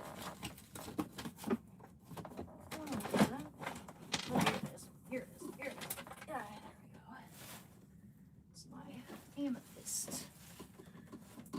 Yeah, here we go. Sheesh. More space. Oh, all right. And hi. Hello. Hey, Marge. Ooh, I got this when I went on a little trip with my friend when I was like 15 years old. It's a magnetic bracelet. And I think those are amethysts. We got it at the rock shop. There used to be a rock and mineral shop at the mall that we'd always go to together. And I got this bracelet. We both got one. They were like friendship bracelets. And you just sort of, it's magnetic. So thing is, I only still have this because I never wear it. Because there's no clasp, you know, it's just magnet. So I'm always worried it's gonna come undone and I'm gonna lose it. It would be so easy to lose this thing. But I really like it. It's got, you know, maybe for a one-time date or something I could wear it to the movie theater. I don't know, but I'd have to like check my arm and make sure I didn't lose it every now and then. I like it, but it's like just comes off so easily.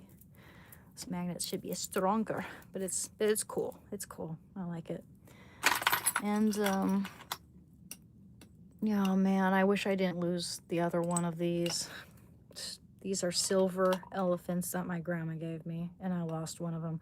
It fell right out of my ear hole because I was wearing a scarf with it, and I guess like sometimes like the scarf pushed it up and made it slide out of my ear. A real shame. But at least I have this to remind me of her, you know?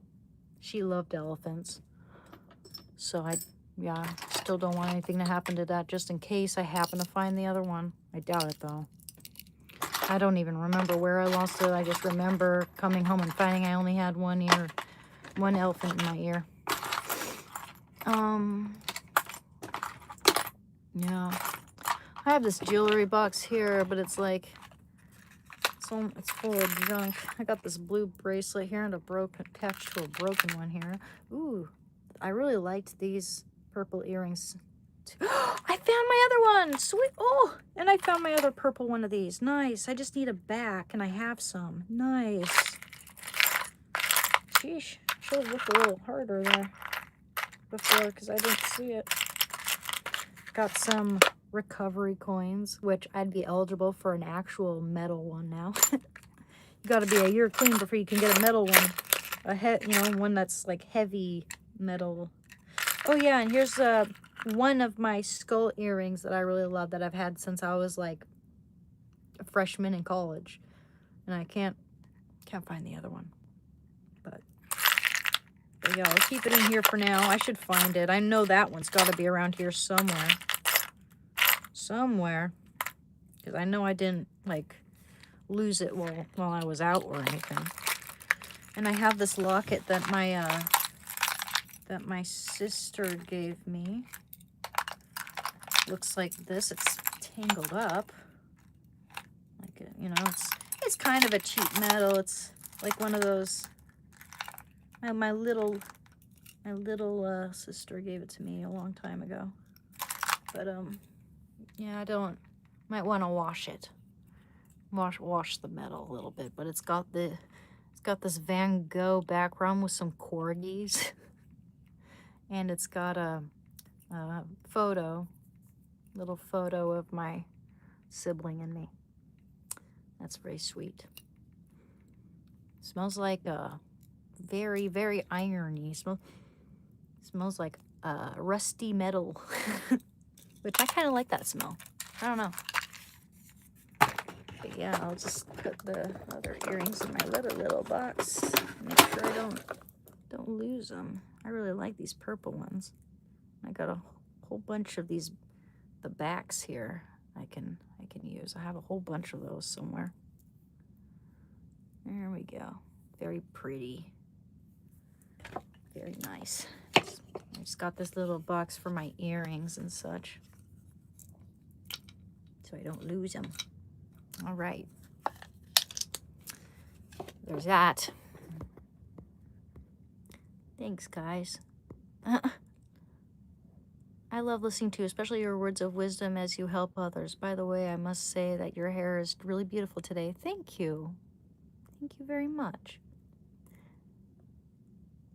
You wind up being the female equivalent of Quentin Tarantino. Cool-ass future. Love, peace, and movies. Oh, thank you. I love his movies, too.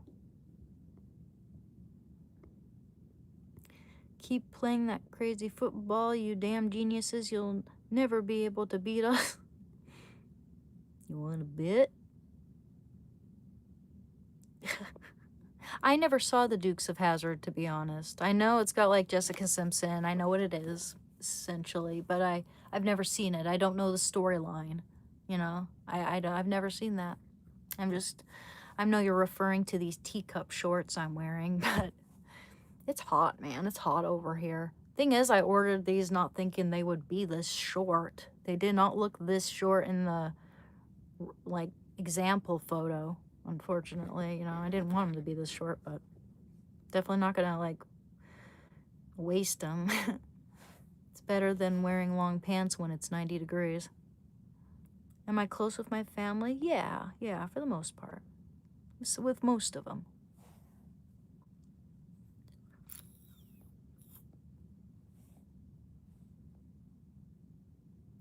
Was I a guy? Never, not once. I never changed my voice. I'm a woman, always have been, always will be. Stop trying to insult my womanhood. Well, I mean, I guess you can do whatever you fucking want, but that doesn't mean that that's not gonna stop me from blocking you if you're gonna keep being a jerk. You should play Helen of Troy instead of whoever they got in the new Nolan film. Yeah, man, I mean, that's just a sign of the times. Like, woke is dead, man. No one wants to see that shit. No one wants to be, like, come on. Achilles? Are we serious, man? Seriously, like, it's become a freaking joke. That movie is just a joke, pretty much. Everyone thinks it's a joke, and I agree, even though I've never seen it. I'm not gonna see it either.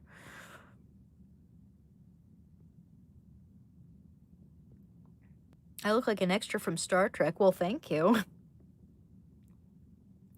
Where'd I go after college? I just continued to work at that little cafe. I'd get commissions here and there from like customers and regulars when I'd show them my paintings. And I was balls deep in addiction around the time that I went to university. And throughout that entirety, I was addicted. And then the honeymoon phase ended, and then life became nothing but scraping everything I had and not even being able to pay my rent so that I could do heroin. And when I hit rock bottom, that's when I had to surrender to recovery, to, letting go of it and getting better. And now we're here. And I have my dog, I have my painting, I have my family and friends and counselor and therapist, and they're great people. I've got video games. I mean, there's so much in life to live for, man. And it gets better and it gets better and better. I'm not, I'm absolutely serious.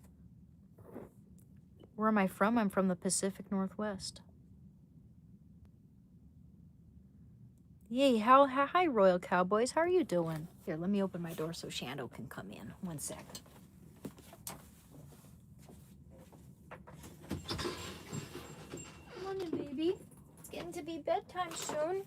You had a big supper. You had a big supper, and you even got to have extra. You got to have extra, buddy. I know. It's all you ever think about is food. I know. I know.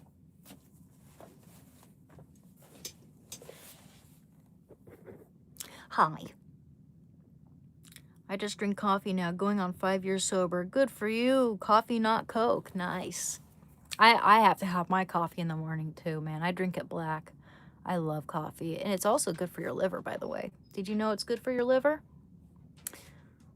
Did you figure out the gaming setup? I didn't even get into that today. I was too busy doing housework, and then it just got kind of late, and I decided, you know what? I'm just going to go talk about recovery on my live stream right now, and I'll get back to that some other time when I've had more rest. Because it was frustrating the other night. Because I had it all down the time before last, except that I needed a new hard drive so that it wouldn't lag and so that I could, do the streaming and the gaming. And so I got that whole hard drive set up. That's pretty much what I did last night. I had that. I cloned my old hard drive. I transferred the information from my old one to my new one. Then I installed it into my motherboard. And then after that, I just waited for everything to sort of, settle, like pair up or whatever, boot. And then it was kind of late by that time, and I started trying to figure out OBS Studio, and I was doing well, following all the right steps. And suddenly I'm having a hard time making it so that I can see the chat on the game while I'm playing. It's complicated, though. It kicks a lot of people's asses. I'm not going to kick myself too hard for not understanding it right away, or having having at least 3 failed attempts at trying to set it up. But each time that I delve into that, I get much closer to understanding how I'm supposed to operate it. And so, yeah, I mean, next time I would love, I'll definitely figure that out, man. I spent a lot of money in order to be able to, I really want to do live gaming. So we'll get into that. I wish I was more tech savvy. Wish I had someone to just sit down with me and walk me through it. But no one here knows how to use OBS. Like, I don't know anyone in my life who's ever used it for streaming, or let alone a streamer. I don't know any streamers in real life or people who use OBS Studio. So, I'm just having to figure it out from, with tutorials and Googling and all that. Gotta find the right information too, because sometimes it's like, you know, sometimes I read information or, you know, study information that's old. You know, I need to stay up to date, and then maybe I can figure it out. OBS, you use OBS? Nice. Yeah, you'll get there eventually. Oh, I will. I'm getting closer and closer too. You know? Super, super easy to layer stuff. OBS is the GOAT. Yeah, you know, one of my moderators also offered to help me with that a while back, but I haven't seen them here in a little while. I'll probably hit them up and ask them if they could possibly help me. OBS is the best free software ever. Yeah, that's what a lot of people say. In fact, I looked up on Google, what does Asmongold use for streaming? And that came up. OBS Studio, that's what he uses, you know? And he doesn't, you know, he could use any software he wanted. He's a freaking multimillionaire, you know? So there's no reason for why I shouldn't be able to figure it out. No reason whatsoever. I'm not going to give up.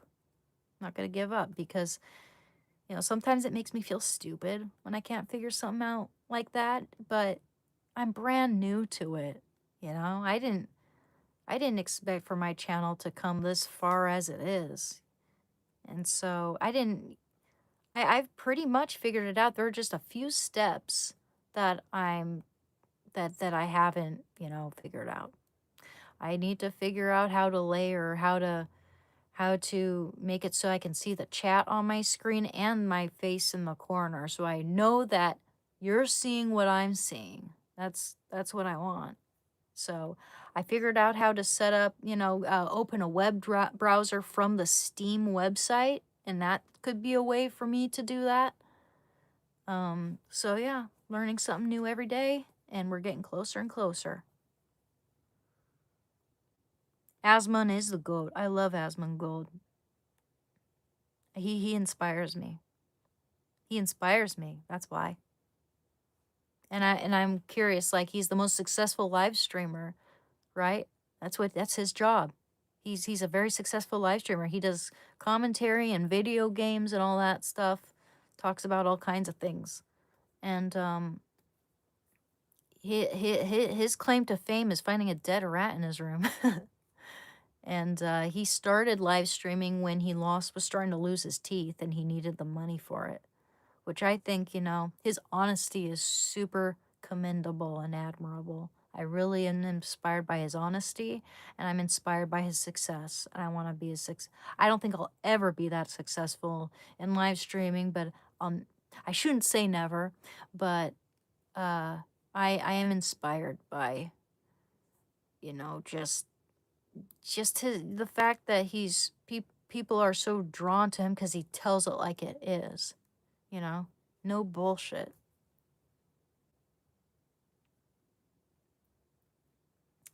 Just like a lot of developers for video games and artists use Blender and Krita. Yeah, I use Krita.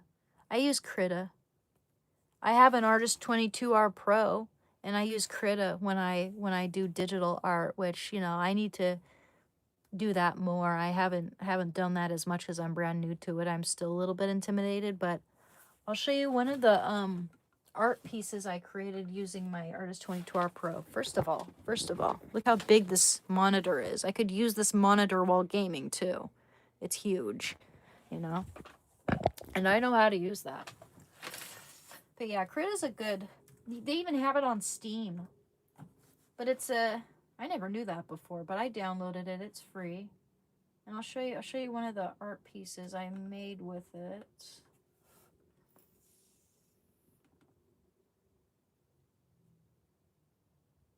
Krita. Here we go.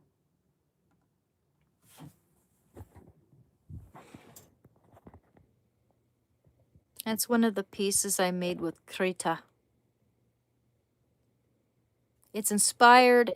I did use someone else's painting as a reference, but I like the way mine turned out. Kind of that neon shadow. It's a really great way to practice art and composition is by copying other works, just for practice, right? it's a great way of studying art, studying detail, studying color theory and composition and texture. It's one of the best ways you can study painting is by copying the masters. Thank you. I feel like an idiot on Krita. I need to try to crack Adobe again. Yeah, it was a bit of a learning curve, but it wasn't that difficult, you know? It's like one of those things where you want to I mean, feeling intimidated by it can be stilting. With these things, I find I'm a lot more successful if I just relax and I experiment with it. Just fuck around with it, you know? Fuck around and find out. But be careful not to delete your work or save a blank page over your work, because I did that with this work and I had to start over. And it took me like 5 hours to paint that on there, right? It took me hours. And the first time I made it, I accidentally saved a file over it and it just completely deleted it. And I was just so devastated, man. I was kicking myself. I was calling myself idiot, you know, like, but then I went over and I made it again. I'm like, I'm not gonna give up. I'm not gonna, you know, let that be the end all be all, throw the baby out with the bathwater. I'm going to make it, I'm gonna start it again. I'm gonna make it again. It's my first painting that I've ever created on this thing. And so I did, and I'm glad I did. Absolutely. You are a goddess of art. Oh, thank you, Donnell. I feel like, yeah. Well, yeah, crit is fine. It's good. Yeah, hey, it's not that difficult to get the hang of, you know? That was fun. It's fun. Just experiment, you know? You'll get the hang of it. It's not as hard as OBS Studio, I'll tell you what.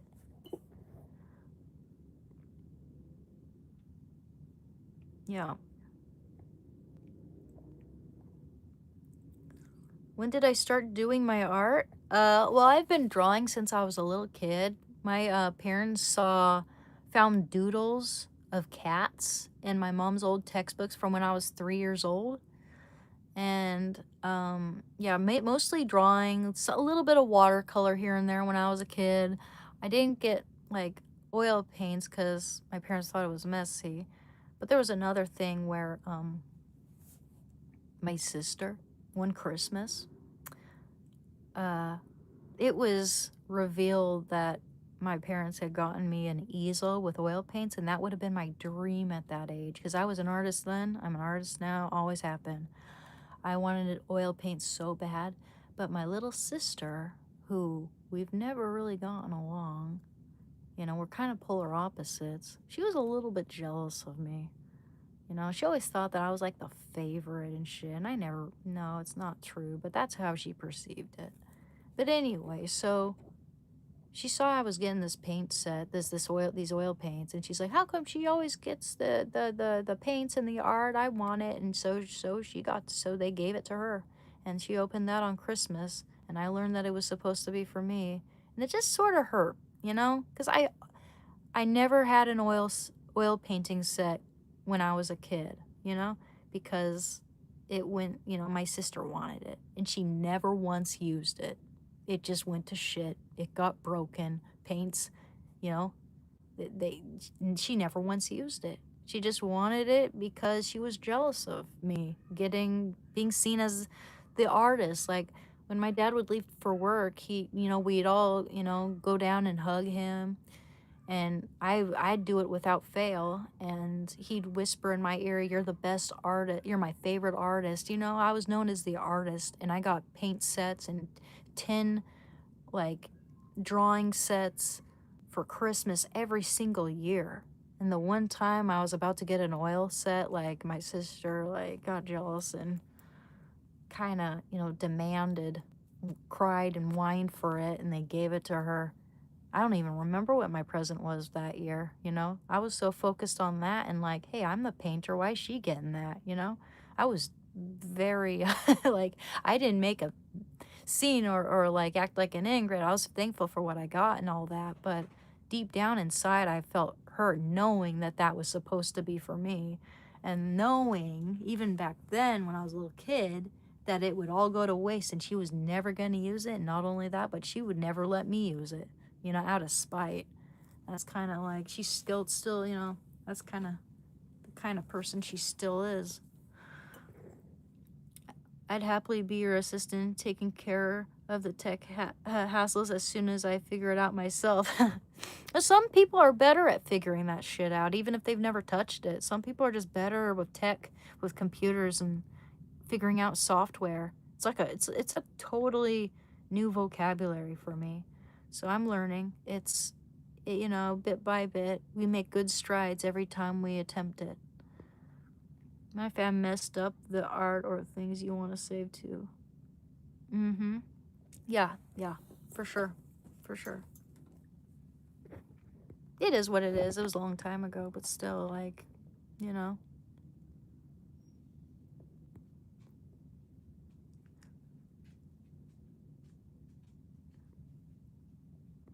Anyway, so that's that. Why don't we, guys, it is way past the time I'd say we'd end the live stream. So, please subscribe to the channel. It's very much appreciated. And I will read some Bible verses, okay? Sound good? If anyone has any suggestions, I'd be very happy to read whatever verse you suggest. But we're going to start with any random page I land on. Jeremiah chapter 17, verse 7 down to, how about 8? Blessed is the man who trusts in the Lord, whose trust is the Lord. He is like a, oh God. Again, I'm just realizing, you know, that's the clearest sign that I'm getting old, guys, is the fact that I need reading glasses just all of a sudden, you know? It was just so sudden. Like 1 minute I don't need them, next minute it's like, shit, I can't see when I'm reading. It's crazy.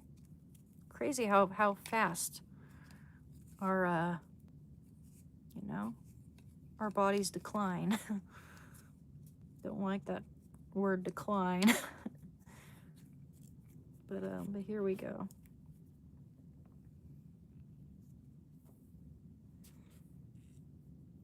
Have I ever thought about traveling to other countries? I've been to Berlin and I've been to Iceland for just a 21-hour layover at the airport. But I went to Berlin for a month about, and it was a lot of fun. I would love to travel to other countries. The only thing preventing me from doing something like that would be Shando, because I have to have Shando with me at all times. And I wouldn't dare put him in cargo, because that poor thing would be traumatized for the rest of his life. If he can't even stand the air show, I can't imagine how scared he'd be. Unless it's just like completely like no noise, no nothing, he'd still be scared. But yeah, I can't even imagine. Like, he'd sense it. He'd sense something's wrong here. Like, what the fuck, you know? I'd love to travel though. You know, probably I'd probably try a boat or something to get from A to B though. You know, maybe take a boat to Hawaii with my dog. I'd have to bring my dog with me. But yeah, I love traveling otherwise. So, let's read this. Blessed is the man who trusts in the Lord, whose trust is the Lord.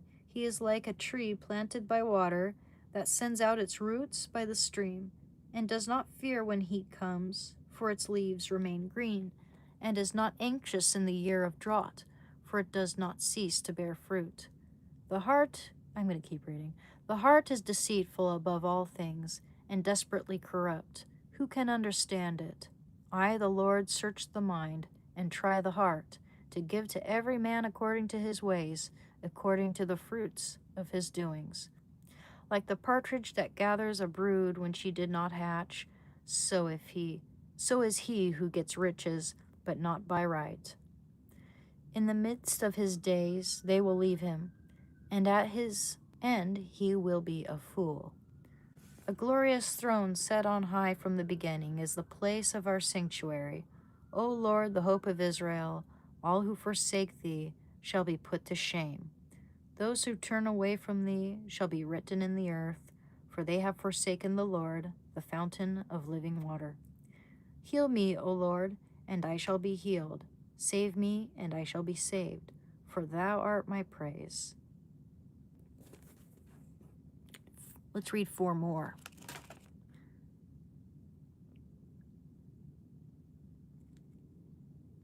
No roots, no fruit, no Jesus, no peace. Amen. Okay.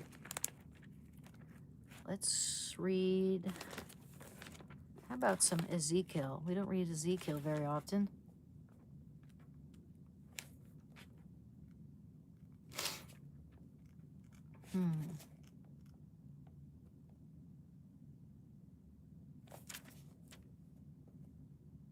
Let's see. Just want to see.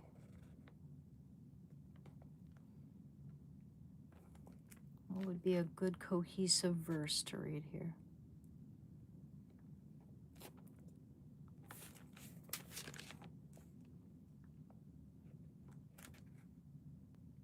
Okay, we'll just random. Chapter 21, verse 24.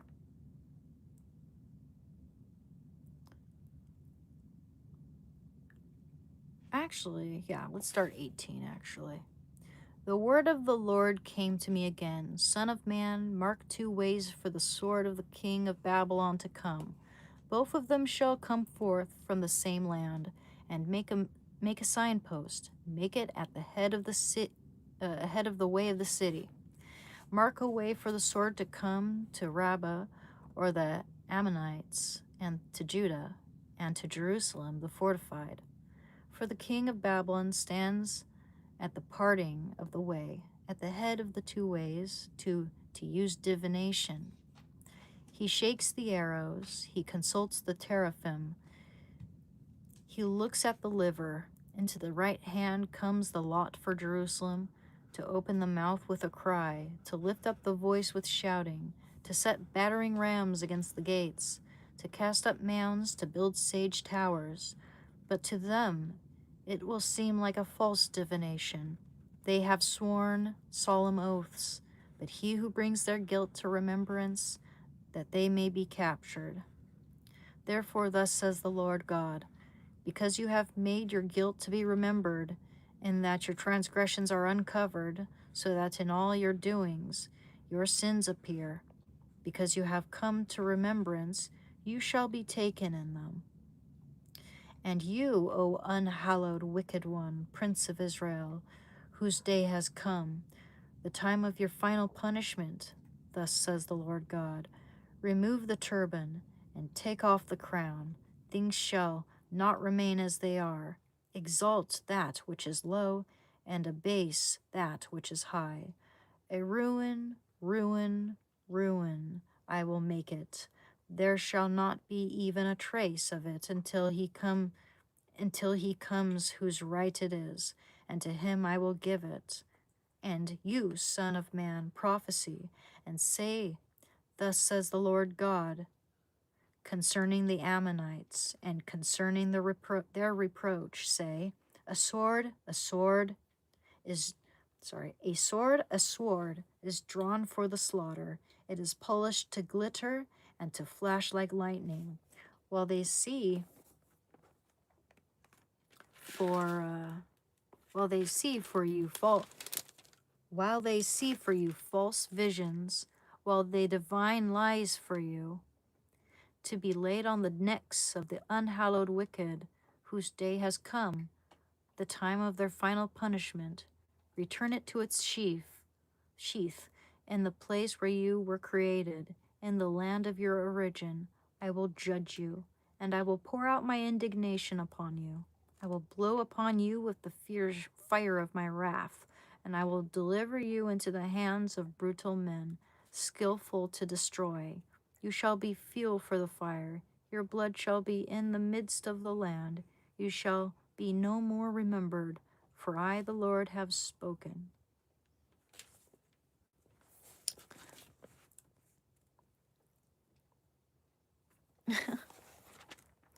Okay, let's 3 more, guys. And then we're going to end the live stream. I just want you guys to know I really appreciate you, okay? Really appreciate you being here. And I'm honored that you guys enjoy my content. Thank you very much, Astro.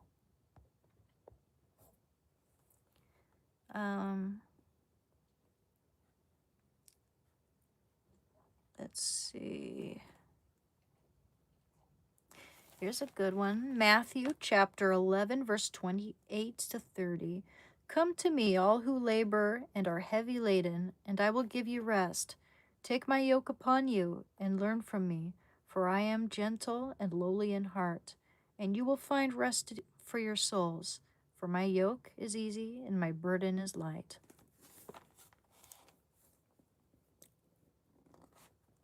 And then three more verses, guys.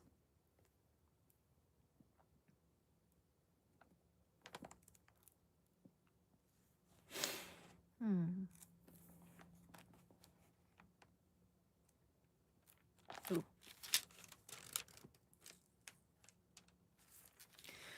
How about we'll read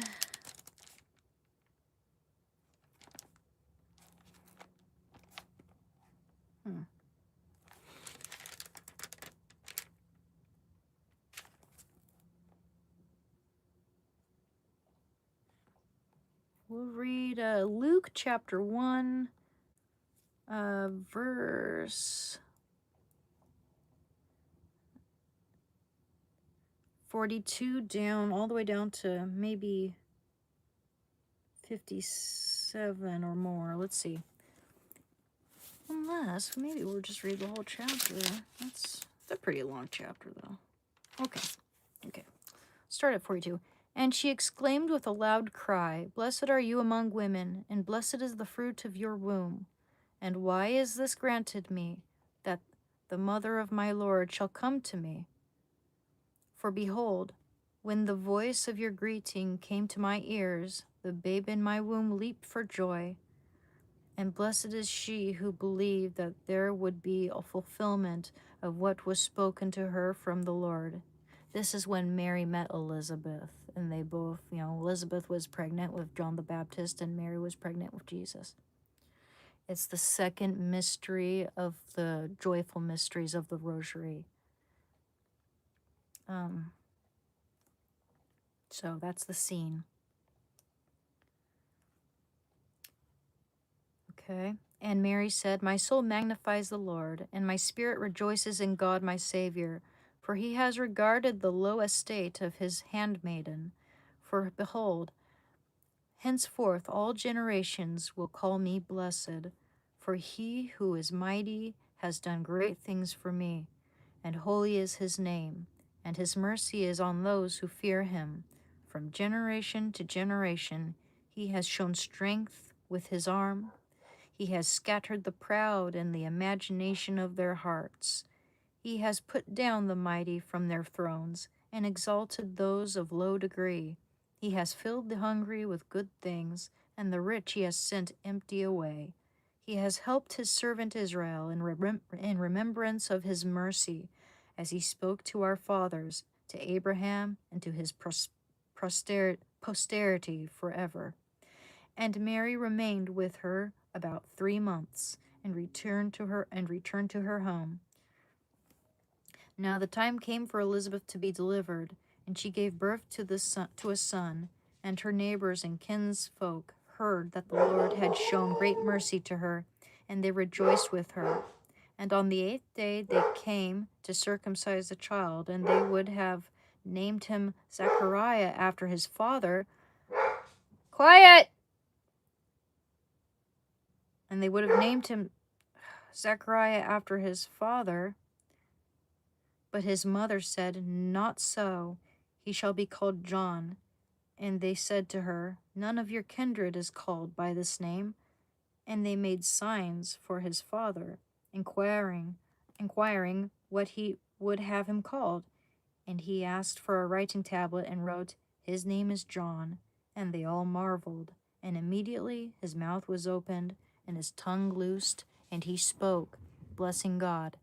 And fear came on all their neighbors, and all these things were talked about through all the hill country of Judea, and all who heard them laid them up in their hearts, saying, What then will this child be? For the hand of the Lord was with him.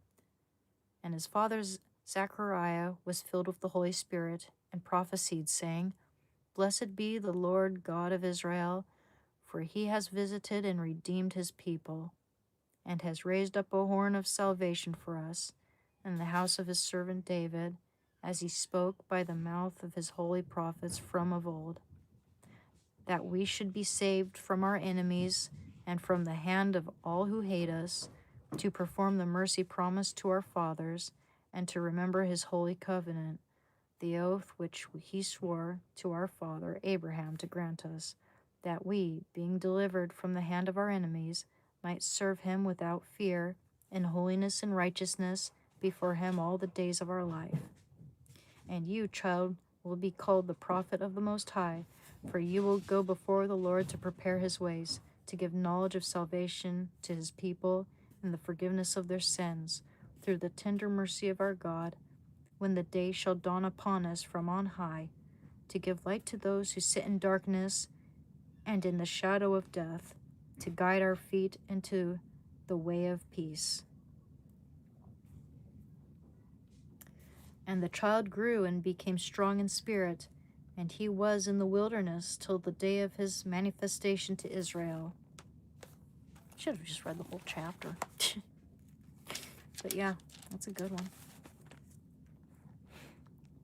The path of the righteous man is beset on all sides by the iniquities of the selfish and the tyranny of evil men. Blessed is he who, in the name of charity and goodwill, shepherds the weak. Amen.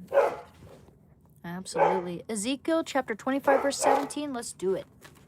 Ezekiel chapter 25, verse 17.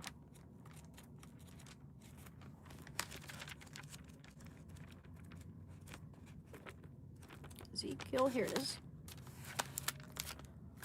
Ezekiel chapter 25, 17.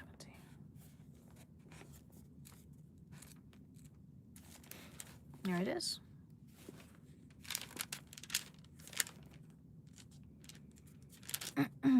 Verse 17. Oh, I already have this one highlighted, and it's the only verse here I have highlighted. And I will execute great vengeance upon them with wrathful chastisements. Then they will know that I am the Lord when I lay my vengeance upon them. Yeah, of course I have to read it like that, guys. I saw that coming. That's probably the only verse of Ezekiel that most people are familiar with. Thanks, Quentin. Oh, I love that movie, though. Jesus, our Savior, is the way, the truth, and the life, and the light of the world. Amen. Absolutely. All right. We're going to read 2 more, and then we're going to end the live stream pretty soon. God, I got an itchy nose. Okay.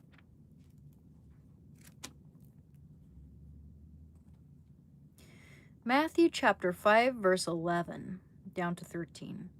Blessed are you when men revile you and persecute you and utter all kinds of evil against you falsely on my account.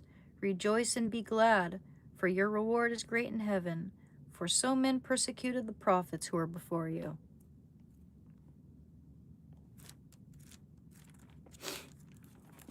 Ooh.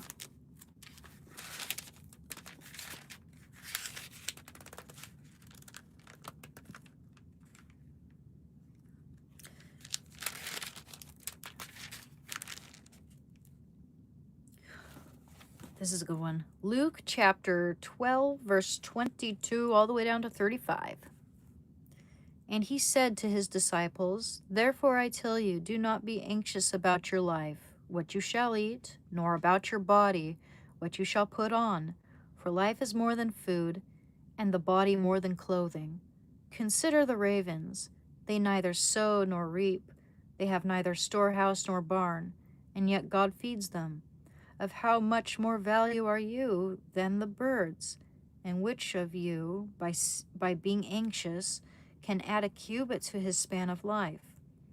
If then you are not able to do as small a thing as that, Why are you anxious about the rest? Consider the lilies, how they grow. They neither toil nor spin. Yet I tell you, even Solomon in all his glory was not arrayed like one of these. But if God so clothes the grass which is alive in the field today, and tomorrow is thrown into the oven, how much more will he clothe you, O men of little faith? And do not seek what you are to eat and what you are to drink, nor be of anxious mind. For all the nations of the world seek these things, and your Father knows that you need them. Instead, seek his kingdom, and these things shall be yours as well. Fear not, little flock, for it is your Father's good pleasure to give you the kingdom. Sell your possessions and give alms. Provide yourselves with purses that do not grow old, with a treasure in the heavens that does not fail, where no thief approaches and no moth destroys. For where your treasure is, there will your heart be also. Let your loins be... Okay, that's finished. That's one of my favorite verses of all time. In fact, anytime I have a favorite verse, I put a little star next to it. I love that one very, very much.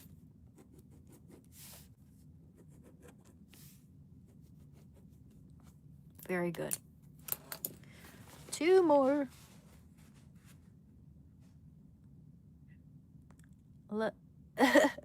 My shoulder, my workout regime. When I go grocery shopping, I walk there. You know, like I don't drive, I walk everywhere.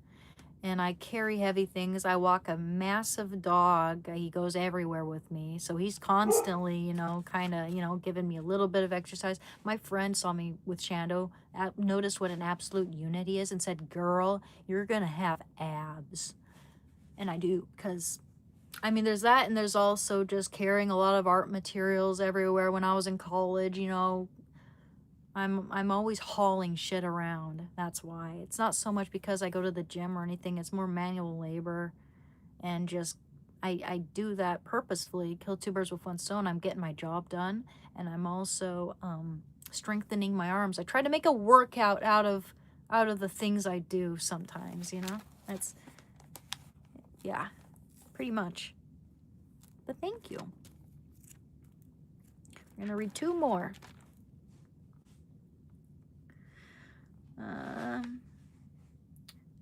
John chapter 15, verses 3 to 6. You are already made clean by the word which I have spoken to you. Abide in me, and I in you. As the branch cannot bear fruit by itself unless it abides in the vine, neither can you unless you abide in me. I am the vine, you are the branches. He who abides in me, and I in him, he it is that bears much fruit. For apart from me, you can do nothing. I think I already read that one. So we'll read 2 more still. Okay. Romans chapter 2, verse 1 down to 7.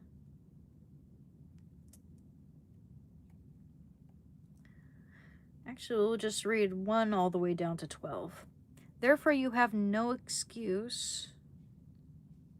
Wait. Okay. Therefore you have no excuse, O man, whoever you are, when you judge another. For in passing judgment upon him you condemn yourself, because you, the judge, are doing the very same things. We know that the judgment of God rightly falls upon those who do such things.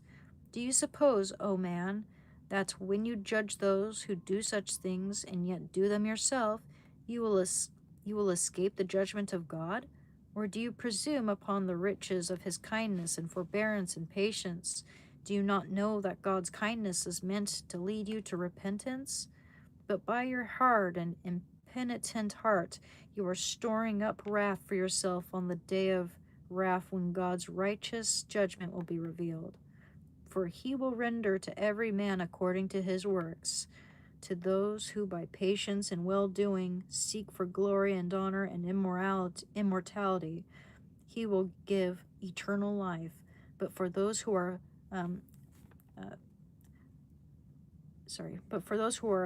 fastidious and do not obey the truth, but obey wickedness, there will be wrath and fury.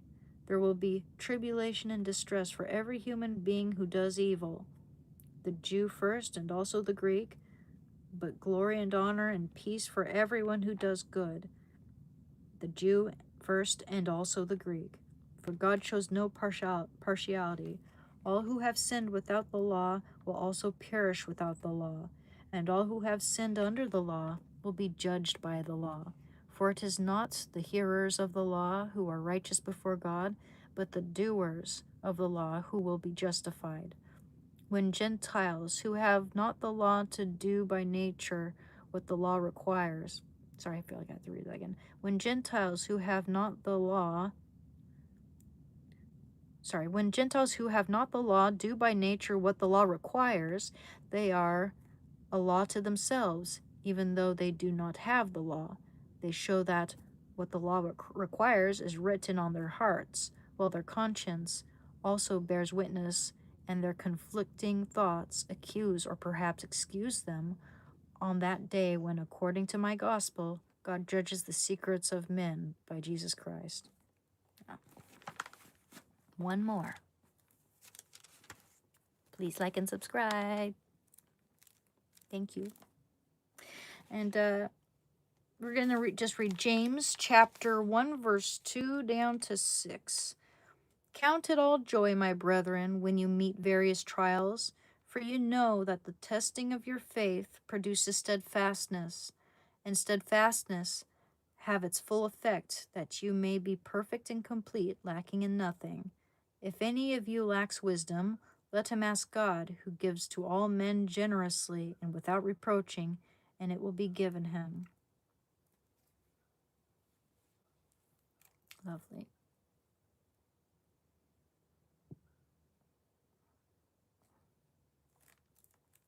Okay.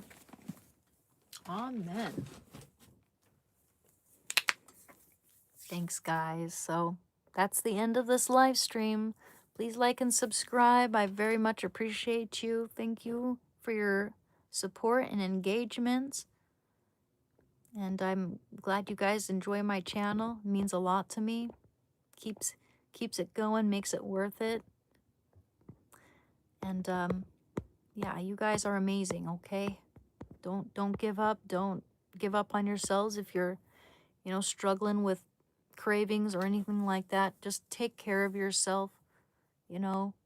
Usually those cravings pass between 10 and 20, 30 minutes and they'll be gone. And you'll be so glad that you held on and that you stayed strong. And life just gets better and better from there, okay? So, thank you. Thank you, Enoch. Thank you, Ganchi. Thank you, Karen Tavia. Thank you for the star, by the way. Thank you, Lewis. Thank you, Mohammed. Thank you, Dawn Kahuti. Absolutely. Do not be conformed to this world, but be transformed by the renewing of your mind. Amen. Absolutely. I can't wait to go to heaven for just being a chill guy, and God is gonna dap me up, even if I don't fully believe him, because he and I are so chill. Thank you, Garrett. Thank you, Vintage. I have to obey him because he saved my life. He controls me and I have to obey him or I'll be left all alone and I'll never figure out what all this means. I don't think any of us will. We can only do our best. Thank you, Vintage. Thank you, Dorian. Absolutely. Absolutely. Thank you. Thank you, Volt Colt. Thank you, Alicio. Despite telling me I'm disheveled, that's okay. I like being disheveled. My hair, at least. Thank you, Retro Futuristic Image of Jesus. Oops. Thank you. Thank you, Astrophyte. Thank you, Art World Magic. Thank you, Ramon. Thank you, Ganchi. Thank you, Timothy. Hello. Hello from the Pacific Northwest. Hi, King. Thank you, King Virgil. Thank you, Nicola George. Thank you. Thank you, Jeff. Thank you for the star. Thank you for all the support and donations, guys. Thank you, Chandler Morgan. Thank you, Royal Cowboys. I'm doing good, and I hope you're doing well. It's good to see you. Thank you, Sergio. Thank you, Hearing Love. Thank you, Kiznish. Thank you. Thank you. Sorry, I'm trying to get ahead of these, get through these trolls here. Thank you, Julius. Thank you, William. Thank you, Deed the Who. Thank you, London. Okay. Thank you, Landon Dallas. Thank you, Jazzy. Thank you, Tony Stark. Thank you, Patrick Roy. Oh, no, we shouldn't wish him any good. Well, actually, you know what? I hope he has a good life, but he's probably not having a good life if he's this insecure, calling me a man baby. Anywho,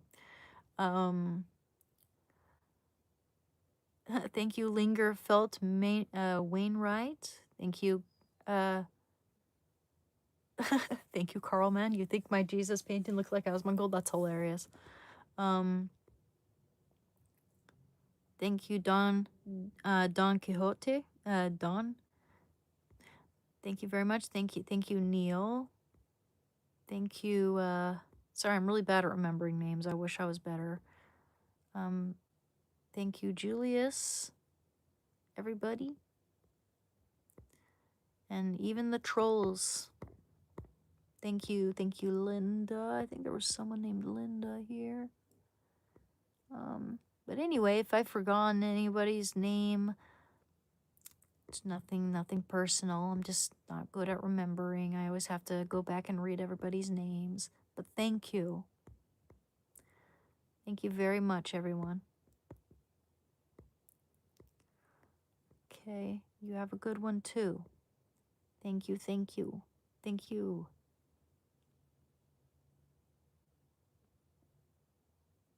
All right. And on that note, take care, stay safe, peace out, and don't let the bullies get to you. All right. Bye now. It's funny how they call me a liberal when they don't know anything about me. I'm not a liberal. I voted for Trump, bitch. I have 2 Trump hats. I could wear them both at the same time, but I know it would just probably trigger you, you know. Anyway, bye. Men are just really bitter knowing that they can't have a girl like me.